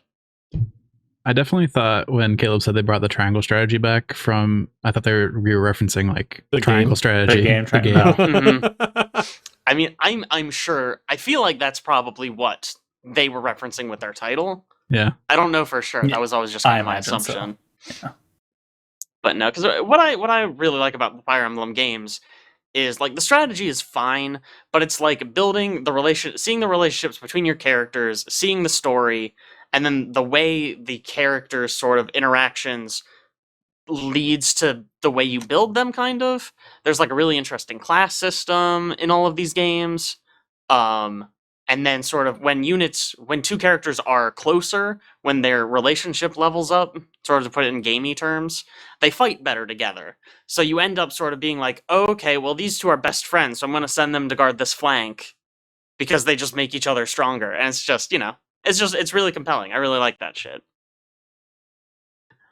I've just been playing old games. I also started playing Okami again. For On like PC. the 7th Weird. time. Yeah, I love Okami, man. It's probably one of my favorites. I need to actually play it all just- the way through at some point. I just love it so much. It's really long. Mm-hmm. And what's always weird about it is it's the kind of game I never thought I liked. It's very much like a 3D Zelda. Like, I'm talking pre Breath of the Wild here. It's got almost the exact same structure where you've got like an overworld, and then you go into like a dungeon, and instead of items, you have like brush strokes that let you do different stuff, but they basically act the same. You get abilities that let you get further in the dungeon, and then you usually use that ability to beat a boss within that dungeon. But I think Okami just does it all better. There's actual like NPCs who have like personalities. It feels like there's a reason to explore. The world feels a lot more alive. I think it's really creative and fun. I just love it. It's so good. And you end up using all of the abilities you get in those little dungeons elsewhere in the world just for like minor environmental puzzles or stuff like that. Mm-hmm. And they all have a do they all? Yeah, pretty much all of them have a combat use as well. Mm-hmm. Like one of the early ones you get is you can draw like a circle with a line out of the top, and that spawns a bomb. And obviously you can use that to like break down walls and like fire cannons to solve puzzles. But you can also just like summon a bomb in the middle of combat and it'll just blow some guys up. And it's like, yeah, that's great. I love that. That's awesome. And the other nice thing about it that Zelda often struggles with, it's gotten better over the years, but like in Zelda, if you want to have bombs and you don't have bombs equipped, you gotta hit start, you gotta go to your menu, you gotta find bombs, you gotta assign to an item, leave the menu, use the bombs, and then probably go back and assign the item you wanted in the first place. Whereas with Okami, you just hold a button and it's like, okay, draw whatever move you want to do. So you draw your little circle with the line, and it goes, okay, great, you did a bomb, good job. But if you want to summon wind instead, it's you just hold the button to draw something, and you draw the wind symbol, and now it does the wind, and it's like, oh great, I don't have to dig around the menu and stop playing. You draw with a stick. Mm-hmm. Oh. With an analog stick, or if you have a computer, you can use the mouse, or if you have a Switch, you can use your finger. Was this originally a Wii game? This was a PS2 game. Oh, okay. I was thinking it was going to be something that had like motion controls or something to be able to draw. No, originally it was the analog stick, and honestly, I have played it on almost all of those. I never played it on Wii, but I played it on Switch, and I tried playing it with keyboard and mouse. It just freaking works with an analog stick, man. I mean, maybe this even is because better than touch I've on played the it so Switch? much. The problem with using the touch on Switch, right? Because obviously once I have it up and I have my finger ready, it's really easy. The issue is I have to let go, and now I have to support the Switch one-handed, and then draw on the screen, and then grab it again. That's true. Which is way harder than I thought it was going to be. Because I was really amped to play it on Switch, and then after a few times I was like, man, that's kind of hard, actually. So I ended up just playing with the controller again, and it just works. It's just really nice. The way it interprets what you draw is very generous. Mm-hmm. So even if your circle's a little wonky, it's like, okay, that's fine. I get it. You tried to do a circle, we'll count it. So yeah, Okami is great. You guys remember Lost Magic on the Nintendo DS? Maybe ever play that? No. You drew your spells on that. I was just reminded of it. It was really good. It worked really well. An Okami up. Mm-hmm. And then the last game I played, I've been playing some Dishonored 2. Another really old game that I never finished back when it came out. I played like halfway, maybe not even halfway. And then just like got tired of it and stopped. But I'm playing it again. It's really fun. I do see why I stopped. I just did the mission that made me stop, and I don't like it very much. I don't like that mission. What's wrong with that mission? It's the mission with the witches. Do you know the one I'm talking about? You go to like a university and it's full of these witch characters. Maybe. These witches. The witches are just annoying to deal with. Like, I ended up basically just killing everyone there because, like, the character I'm playing has, like, a move. She, like, has a tentacle that you can use to, like, grapple around, but you can also just, like, pull enemies to you.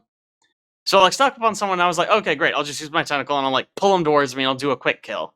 But they just, like, I pulled them, and they just teleport away, standing on the ground, start shooting me, and I'm like, oh, okay, I guess I'll just do this, I'll go loud. I'll just shoot them with my guns and stuff. That make you sad? Like, have you been doing just like a stealth run of Dishonored 2? I think that's also part of why I didn't make it the first time. I've been doing a lot more just like whatever I feel like doing. Oh, okay. Because the first time I played through, I was doing very stealth focused, and so I was doing a lot of like quick save, sneak around, get detected, quick load, that kind of stuff. And this time I've been doing a lot more of, if I get detected, I'm like, well, I'm just going to shoot you in the head, and then that'll be that. We'll just be done with it. Just embrace the chaos, yeah. Yeah, exactly. And I think it's a lot more fun, especially... So Dishonored 2, there's two characters. You can play as Corvo from the first game, or Emily, who's, like, new, I guess. But I feel like her power, her moveset kind of, is more... it's more Combat applicable oriented. to being combat. Yeah. She's got, so Corvo can teleport, which obviously when you're teleporting, the enemy can't see you. But she has this tentacle grapple move, and the enemies can very much see you when you use it. So like it makes it kind of hard to sneak around because they'll just be like, oh look, there's a lady flying through the air. That's her. You know, so that's kind of annoying. She has this one move. It's good, but I feel like it's really unimaginative. It's called Domino. You just like tag 2, 3, or 4 targets. It upgrades, and basically whatever happens to one of the targets happens to all of them. So it's basically just like you tag 3 targets, kill one of them, and they all die. Yeah. And it's like that's very efficient, but it's I feel like it's not very fun. Didn't Corvo have a move similar to that? Where he like It was in ties 2 Deathloop. enemies together? Oh, that's That what is I'm thinking of. Deathloop. Yeah. Deathloop Yeah. was like even more aggressive about it because if you aimed the blast right, you could link like 8 people together and then shoot one in the head. Yeah, that is because I was wondering every time I go to use it, I'm like, shouldn't this be an AOE? Because in Dishonored 2, it's targeted. You pick individual enemies to link, and I'm like, I thought this was like an AOE. It Deathloop, it's sounds an AoE. conceptually like it would make for some fun ideas, but yeah, in gameplay, it's not actually very fun. I've seen people do cool stuff where they like link 2 people and then like launch an enemy away, and they both get launched, and it's very funny to look at. But like 9 times out of 10, you're just gonna link them together and shoot one of them in the head because why would you waste your time? Yeah. Like, just shoot them. They're there. They're both gonna die. You got them. I was just about to say, there are very few games like Dishonored 2 where I've seen footage of people setting up kills so immaculately and precisely. They're just like multiple steps to setting it up, and it always looks so pretty, and when it goes off, it's just like perfection, you know. But like the ability to see that and be able to do it in game are, I'm sure, 2 totally different things. Yeah. I mean, I'm sure. I don't know. Yeah, because I've definitely seen footage where I'm like, I don't know how you pulled that off. Right. Like, I feel like that must have taken 100 tries. Yeah. The last thing I want to say about Dishonored 2, it has a sort of like a perk system. You find these little like whalebone charms, and they give you like little bonuses, like, hey, you now regenerate mana when you drink water. You can sprint faster, you can slide further. But what's weird about the game, I believe this is true, I believe the charms are randomized. Oh, really? I think so. I didn't Maybe know I'm that. wrong about that. I thought they were. I don't think I'm wrong about that. I'll Google it after I'm done talking about my part. But that's such a weird choice. That is a really weird choice. That's why I'm surprised. I mean, it could be true. I don't actually know. I'm just surprised. I just know I found one really early on this playthrough that lets you when I use that little tentacle grapple move, I'm now invisible when I do it. Oh, that's And I'm really like, hey, good. yeah, this game is like unplayable without that. Like, I don't know how you're supposed to play as this character without that. Well, I guess let us know if that's accurate. Yep. Alex. Each playthrough of Just Dishonored got it. spawns only 26 random bone charms out of 35 available. What? Weird. That's so weird. They don't even give you That's all upsetting. of them. Weird. It's really weird. Yeah, I don't know why it would be like that. Alex, let's move on to you. What have you been playing lately? Sure. I finished the Callisto Protocol. Yeah. Nice. I don't think it was that scary, really. It didn't look that scary Not watching scary. it.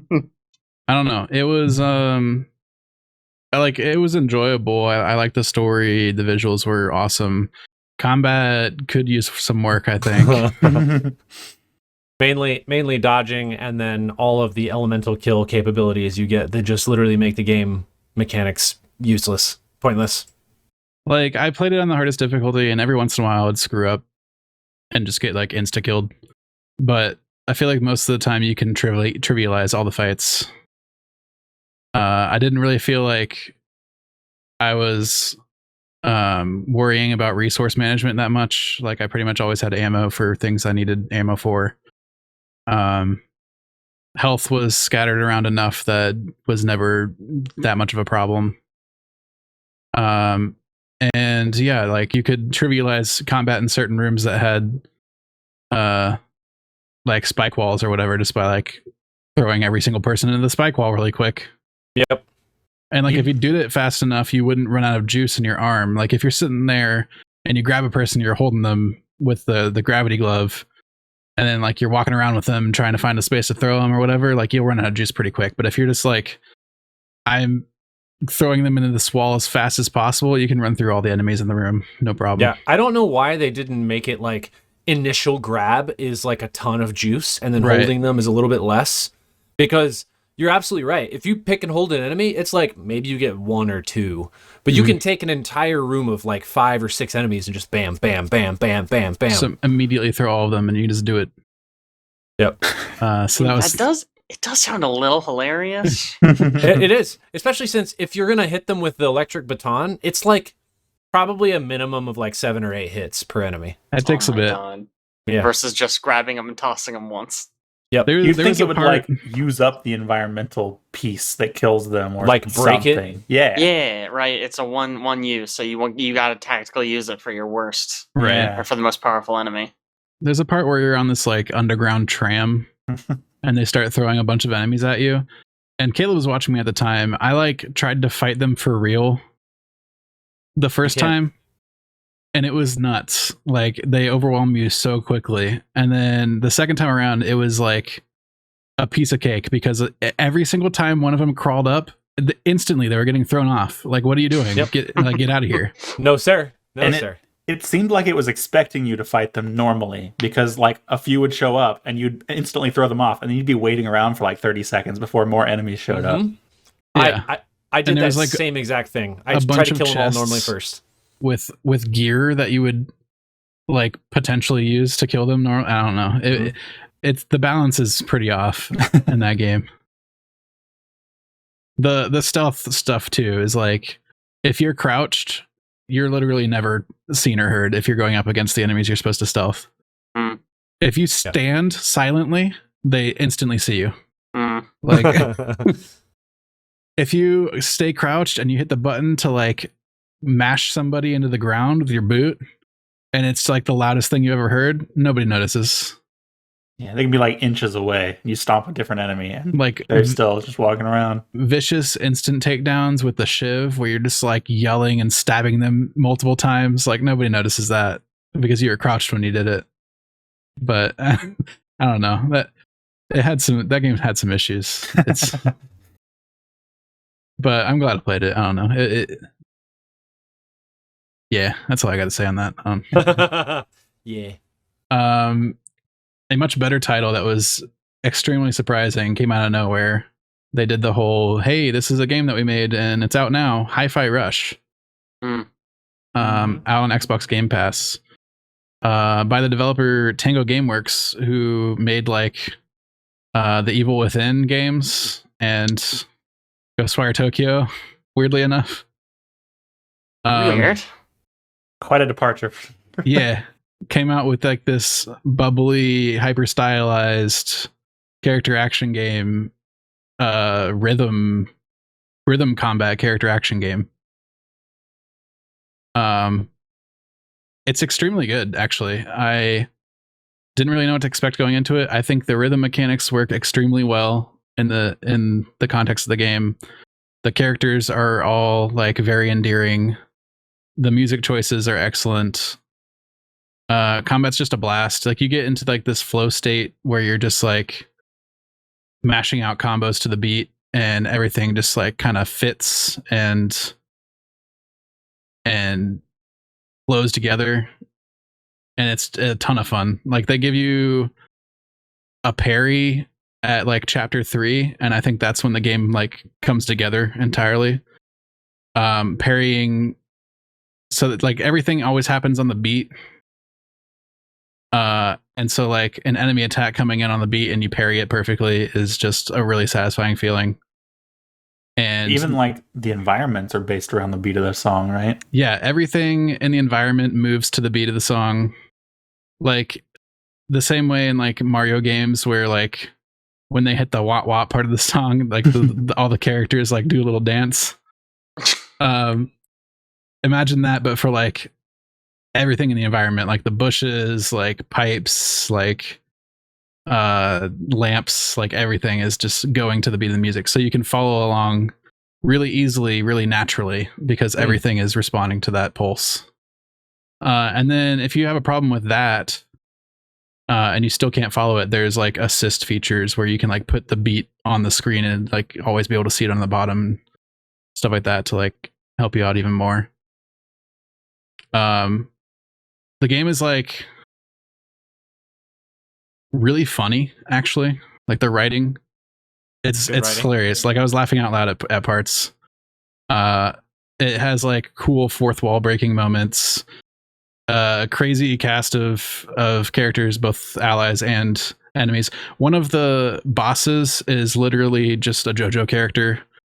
Like it is entirely a JoJo reference. He does his stick stand poses and like they put characters up on the screen and everything like they would in JoJo. Man, now I gotta play this game.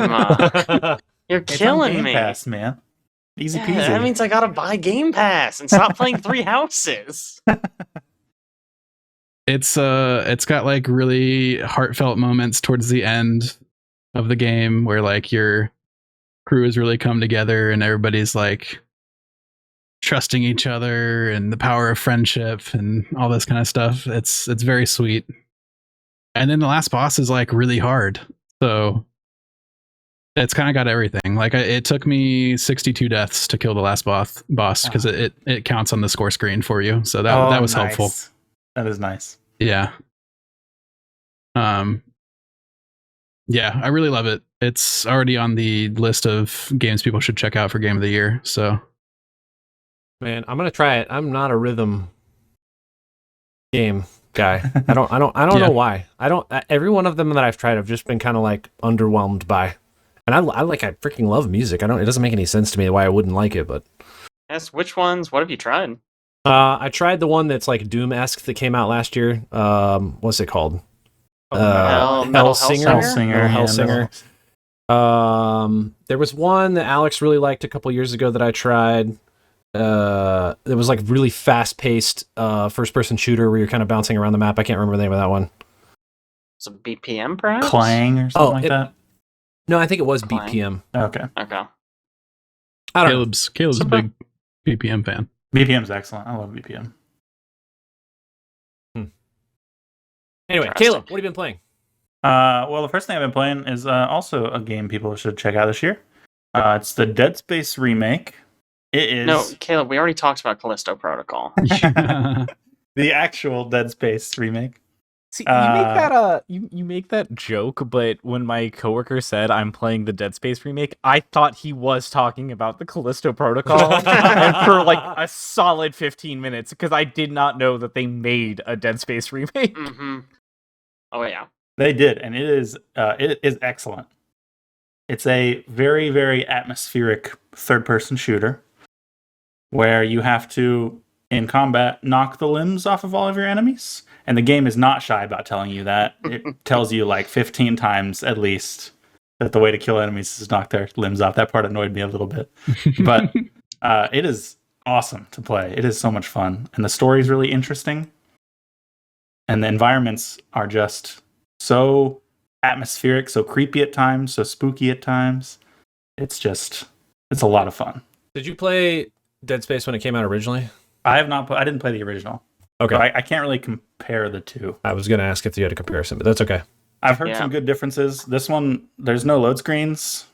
So it used to be kind of level based, I hear. And there was Mhm. like load screens in between the big doors. This one, it's all open. You just walk on to the next area. Keep on Nice. heading on. It's there's some backtracking side quests you can do towards the end of the game. And it makes that really, I imagine, a lot better than it would have been in the original game. Are there still chapters? Yes, there's still Yes. chapters. Okay. Yeah, it's still set up in the chapter format where each one is like it's a self-contained different Area. environment that feels pretty unique from the other Sure. ones. So it's still set up in that way. Okay. There's just there's an Easter egg I really liked from the original game hidden in the chapter titles. Oh, yes, that's still there. I figured if the chapters know were the still one. there, it was, but Yeah. It has a really good physics system. I was just playing around with some random stuff. You can, like, while you're shooting off some limbs, they have like these giant claws on their forearms, right?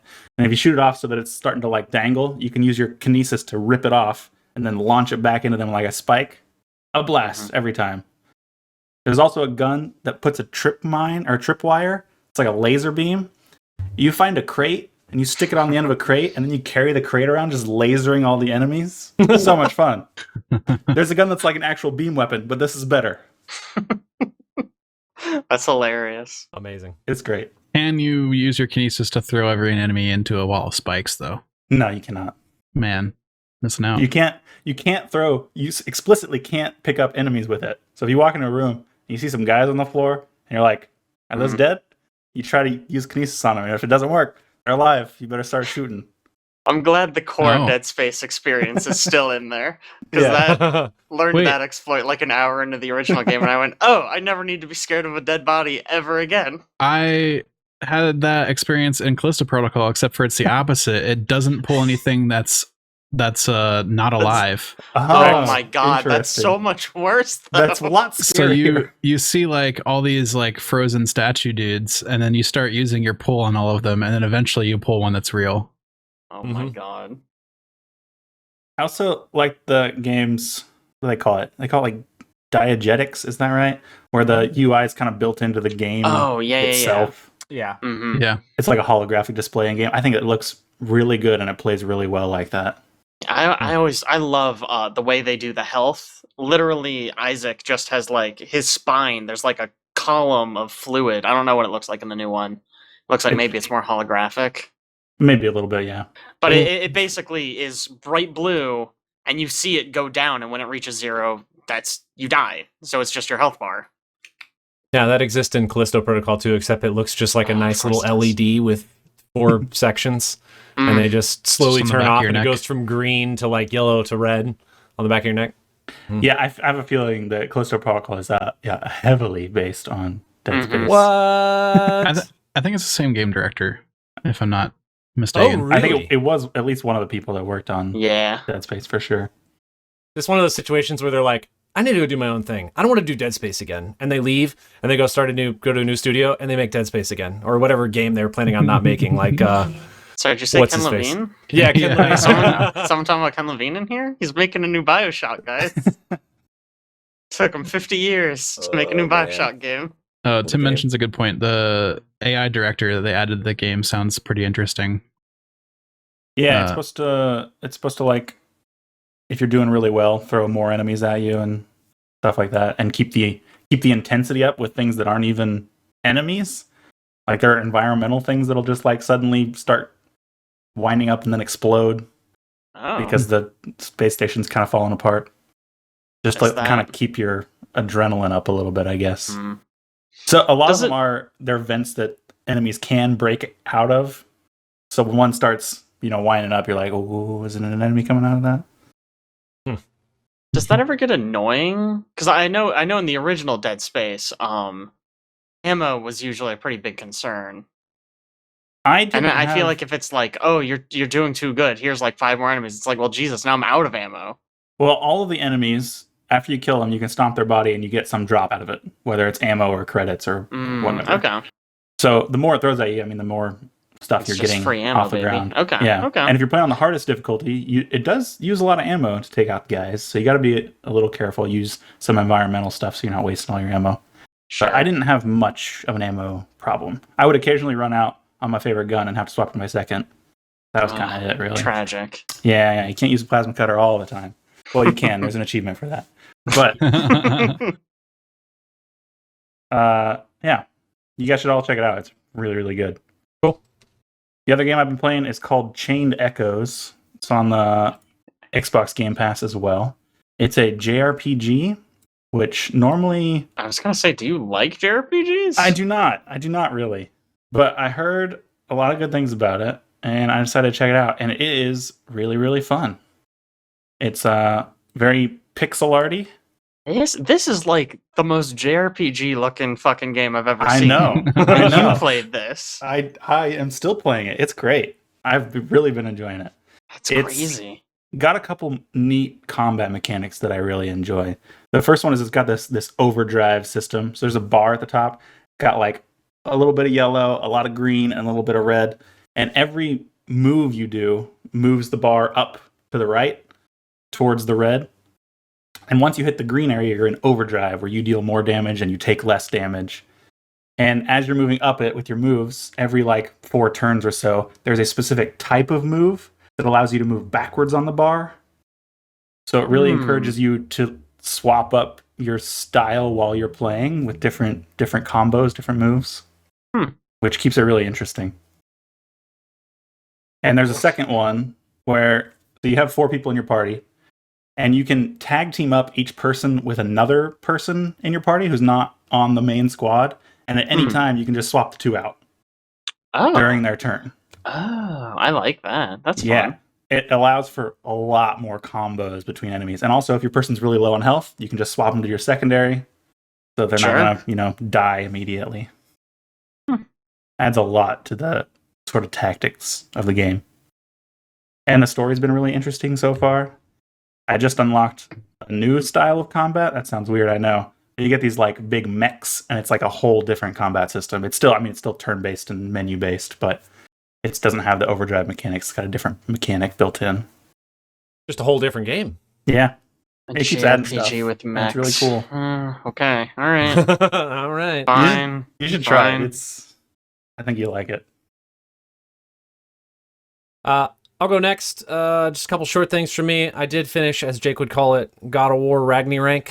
Wrapped up the storyline. Have you finished it, Jake? Oh, no. Okay. All right. I think I wrapped I can up leave if you want to talk about it. No, you're good. You're good. I think I wrapped up my story at like 72 hours. I 100%ed it. Man, freaking love that game. There are a couple just towards the end fights that are phenomenal. The boss design in that game is phenomenal. The writing, phenomenal. I still don't think it beats Elden Ring, Alex. I'm sorry, but it is, man, it is right there for me for like a just like super story driven game, like right there with The Last of Us. Very few things have hit that high peak for me, and this is one that just, I don't know. I love the characters in this game. It was absolutely had to come phenomenal. out the same year as Elden Ring. I know. Crazy that both of them had to come out the same year. I thought for sure God of War was getting delayed into this year, and it would be safe. I did They were going to too. do it on purpose just to not have to. It's Like I would everybody- not have put it past them to like just delay it another couple months. Do you remember when Elden Ring came out and there were like a whole bunch of posts from other developers? They're like, well, our game was delayed because Yeah. Elden Ring came out. Yeah. No, I love this game. If you have not played it yet, absolutely worth. Phenomenal game. I also played 2 other things because I was asked to by a combination of Derek and Chad. The first one was Star Wars Battlefront 2. What? The original one The new No, one. on the new one. PS2.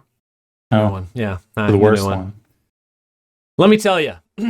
First of all, there's no paywall to get to all the character skins anymore. There's like one master skin for each character that looks like it takes quite a bit to get, but you get basically all the skins right out the gate, which is fun. All the characters unlocked, fun. Gameplay, fun. You know, it's fun playing BB-8, rolling around shocking people, or Kylo Ren and just throwing people around. The problem I have with that game is that, okay, first of all, there's a system in which you have to like level up the XP of each of your characters, right? And as you level them up, you get to unlock cards, and you equip cards that adjust the abilities and capabilities of your character that you're playing. And so the people who still play this game, everybody you fight is like three purple cards, which is like the highest level of ability cards you can possibly get per character. So we're just fighting people that this is the only game that they play at all, period. They don't do anything else. They just play Star Wars Battlefront 2. And we got handled, boys. Handled. There were a couple Boba Fett's flying around, shooting rockets and just decimating people. We also tried to jump into, what's the all heroes mode called, Alex? I don't know. It's the one where Heroes everybody, versus villains or something. I don't yeah, know. everybody plays hero characters Here's the thing. We instead played of that. troopers. There is pretty much no reason to play somebody who doesn't wield a lightsaber. There's just no reason. They just. You try to play somebody who shoots a gun, lightsaber people are just like, ting, ting, ting. Oh, I'm just blocking all your shots, and then I'm going to jump up here and I'm going to force pull you towards me, and then I'm going to strike you with the lightsaber, and you're dead. Okay, cool. Next guy. Let's do it. I don't. Nope. They should just have like a heroes versus villains that don't wield lightsabers, and then a heroes versus villains that do wield lightsabers, and then just break those off into two categories. That'd be more fun. I feel Then you like could play. every. Sorry, go ahead. I don't know. No, you're good. You're good. I was just gonna say, I feel like every property that's like, oh, we're gonna do Star Wars, but we're gonna include both like Jedi's and non-Jedi characters, it ends up just being like they're Jedi characters, and then there are bad characters. Correct. Yeah. Yep. Like I 100%. don't know how you balance the superhero characters with someone who can fly a ship pretty okay. Yeah. Yeah, I played Finn once when we were playing Heroes Villains. That was a Damn. poor decision. Does he get he had a lightsaber in one movie for a second for like 2 scenes? Not in the game though. Not in the game. Sucks. No, It's rough. just as a gun. Hmm. Just a blaster. Yeah. I don't know. It was fine. I just felt like I really liked the being in the Star Wars universe for a second in a game. I don't get that very often. But just outclassed by people who play only that game. It's weird how you don't get that very often. I feel like there's been so many Star Wars games that could have maybe provided that. For some reason, got canceled. I don't know. I don't know. Something happened. Who knows? Hey, there's one coming out soonish, right? Yeah, Jedi Survivor. Is that what it's called? Last Survivor. I still Okay. need to finish the one before that. I've never That's finished so it. good. That's Don't so know. good. Never finished it. Got distracted by something. I don't remember. I know what it was actually. I started playing it in January of last year, and then Elden Ring came out, and I put 130 hours in Elden Ring, so I just didn't play it again. Anyway, so I played that. Also jumped into some Fortnite no build. That was a weird experience. I am a fan of BRs. Never been a fan of Fortnite because I think building things is weird, and I just literally am. I just don't have the capability of building buildings and shooting people at the same time and understanding what all of the items in that game do. I swear I was walking around the entire time we were playing. In no build, obviously you're not building anything, but it still has all of the other mechanics in the game. So all the weapons, all the items, all the respawn points, all the jump pads, everything. And I feel like every 5 seconds I was like, hey Chad, what does this thing that's like glowy blue do if I equip it? And they would tell me. And then, of course, I used something wrong in both Derek and Chad simultaneously. Why would you use the small ones before the big one? Unbelievable. Oh, Yeah, you got to use like or the big small ones. version of the heal thing first because it can only take you to like a certain percentage of your health. Oh my And then the God. big one is able to heal past that value. So you use it second. I don't know. And then we got Kamehameha Why is it so or whatever convoluted? at the end of the game. And Oh that was, no, it was Midoriya's started punching people. Midoriya's started just punching obliterated people. everyone, man. I'm running around It with a was little insane. shotgun. Yeah, and there's Dragon Ball characters in that game now with Kamehamehas. Everything's in there. Sure. Why It was not? wild. It was wild. It was fun. It was definitely more fun than Star Wars Battlefront 2. But I need to get better at that game if I'm going to play more of it. Yeah. Owen, last but not Hey. least. So I Steam Next Fest has been going on, and so I've been playing this game called Dark and Darker with my friends. What about Darkest? It is No. a like the sequel. Tarkov-like game, but instead of guns, you're going into a dungeon as like a bard or a wizard. I mean, a barbarian or a wizard or a fighter or a ranger or whatever. And so you like team up with your buddies in little teams of 3, and you go into the dungeon. You have that kind of like PvPVE. Yeah. VP. Moments. And I have some thoughts about this game. I know some other people have played it in Yeah, our group. I played like 3 rounds of it. There are things that I really love about it, and there are things that I think are really bad about this game.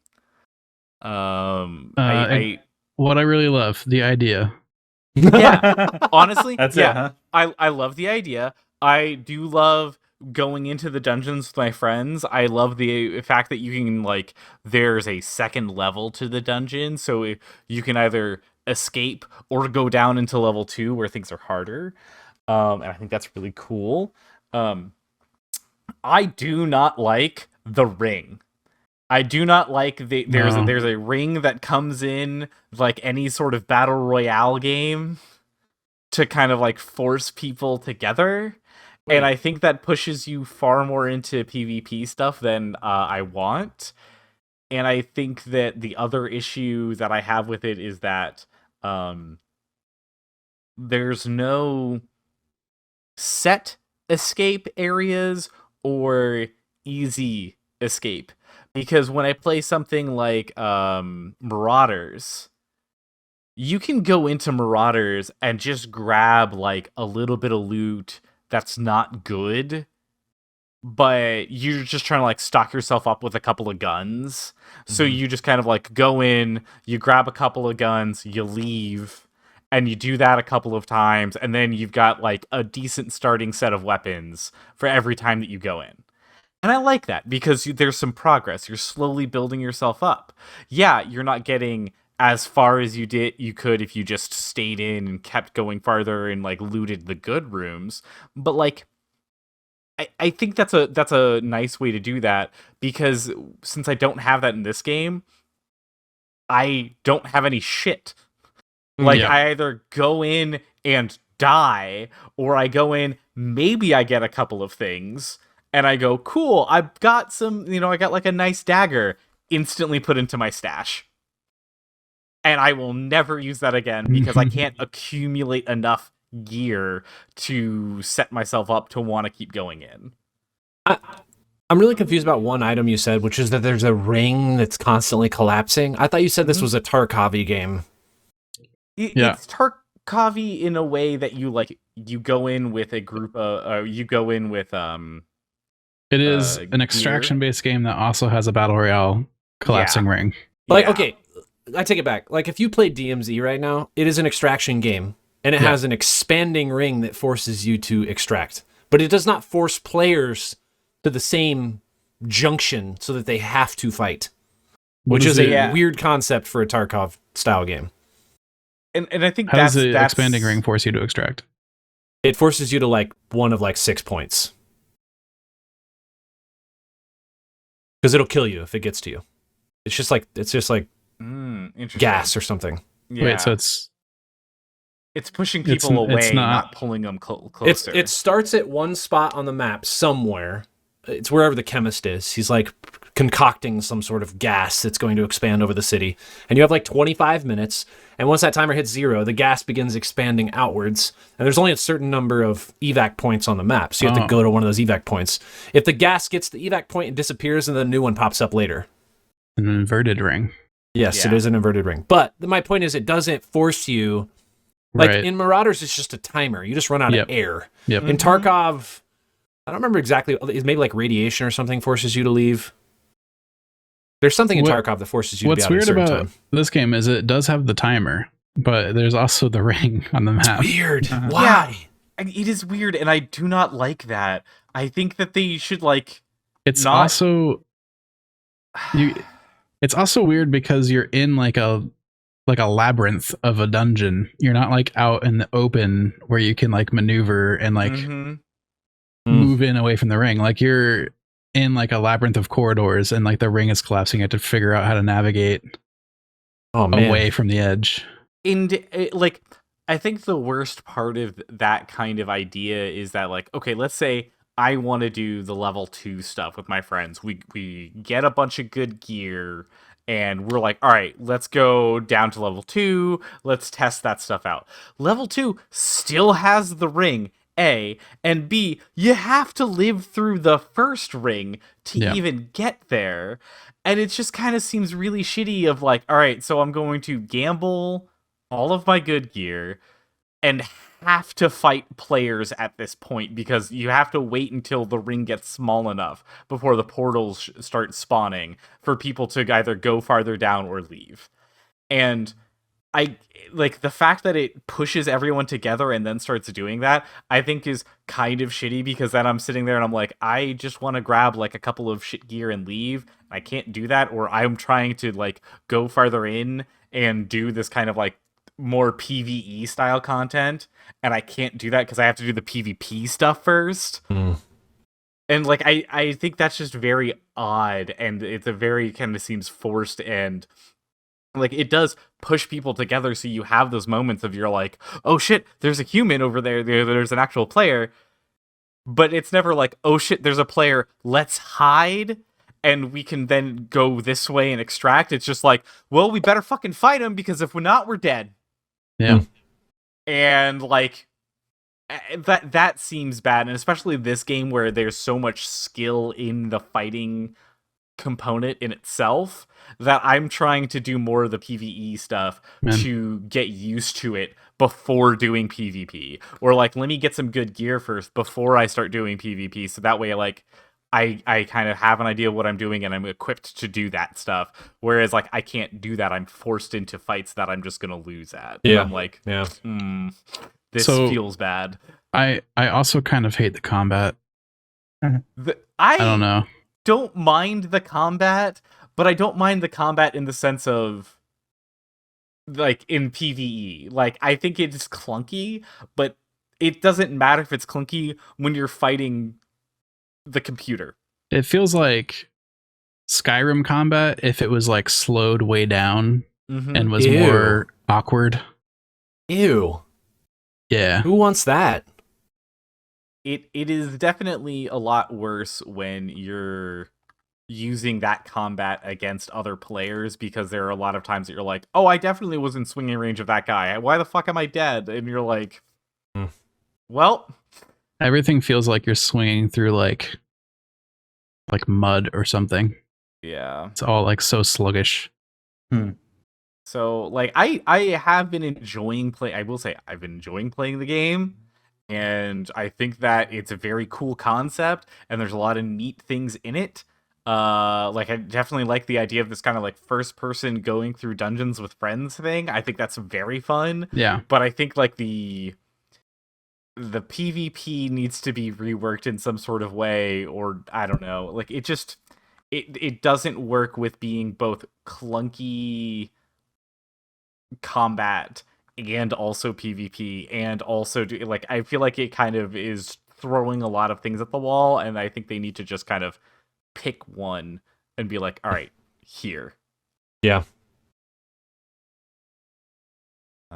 So that's kind of one of the things I've been playing. The other thing I've been playing this game called Midnight Suns. Is that one of those RTS games? I'm just gonna say at the top, this game sucks, and I love it so much.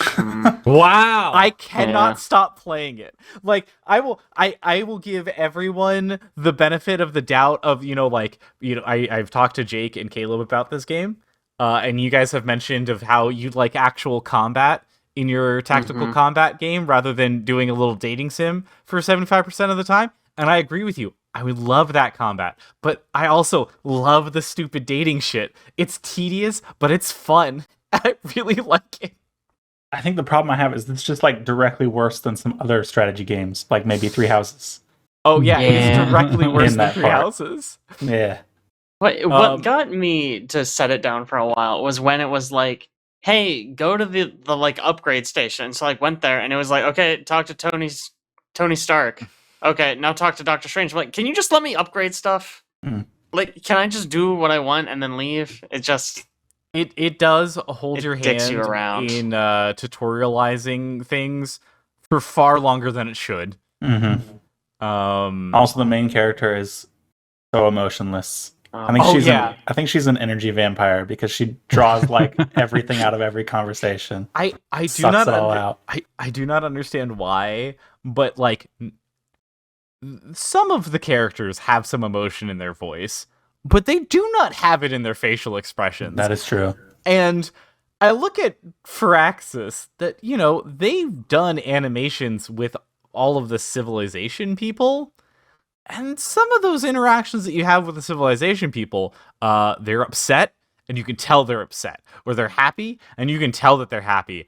But this game, any of that animation, like, skill that they had just went out the fucking window, because they can say something, and you're like, I can't tell if you're upset with me, if you're happy with me, if you're pissed off, if you're sarcastic. Like, I have no idea. You're just there.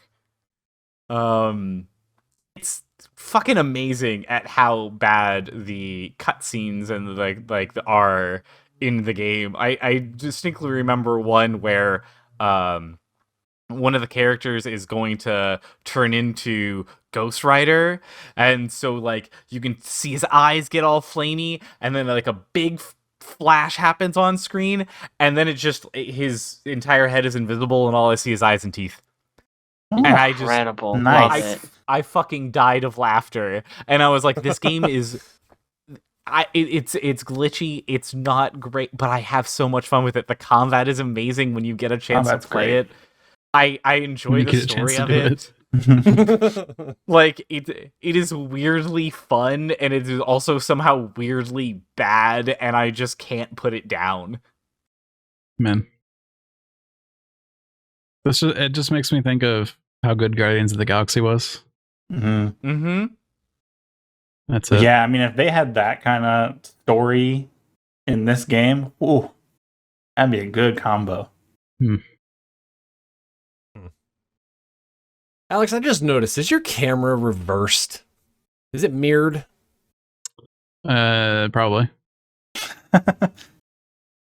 Can't believe you. Taking people Can for a you ride just like this. Flip him in the stream. Just flippy easy. floppy him. Yeah. Mm-hmm. Jeez. Guys, this is our first time doing What Have You Been Playing Lately at the end of the cast. This is weird. I don't know how to transition us out. I mean, that's where you've been playing Kill it, lately. yeah. You should play. Bye-bye. Yeah. All right. Well, we'll be back in 2 weeks. See us then. We're excited. Have more stuff to talk about. Going back to Boston for PAX East this year. That's a better version, Alex. For everybody this who's better? listening, Alex is now upside down in his camera. Ooh. Absolutely love it. Just killing it. We should all just try different orientations next time. Just orient our cameras weirdly. It'll be good. I'm sure it'll be a great cast. Anyway, Everyone would love that. we will see you guys in 2 weeks. Thanks so much for joining us.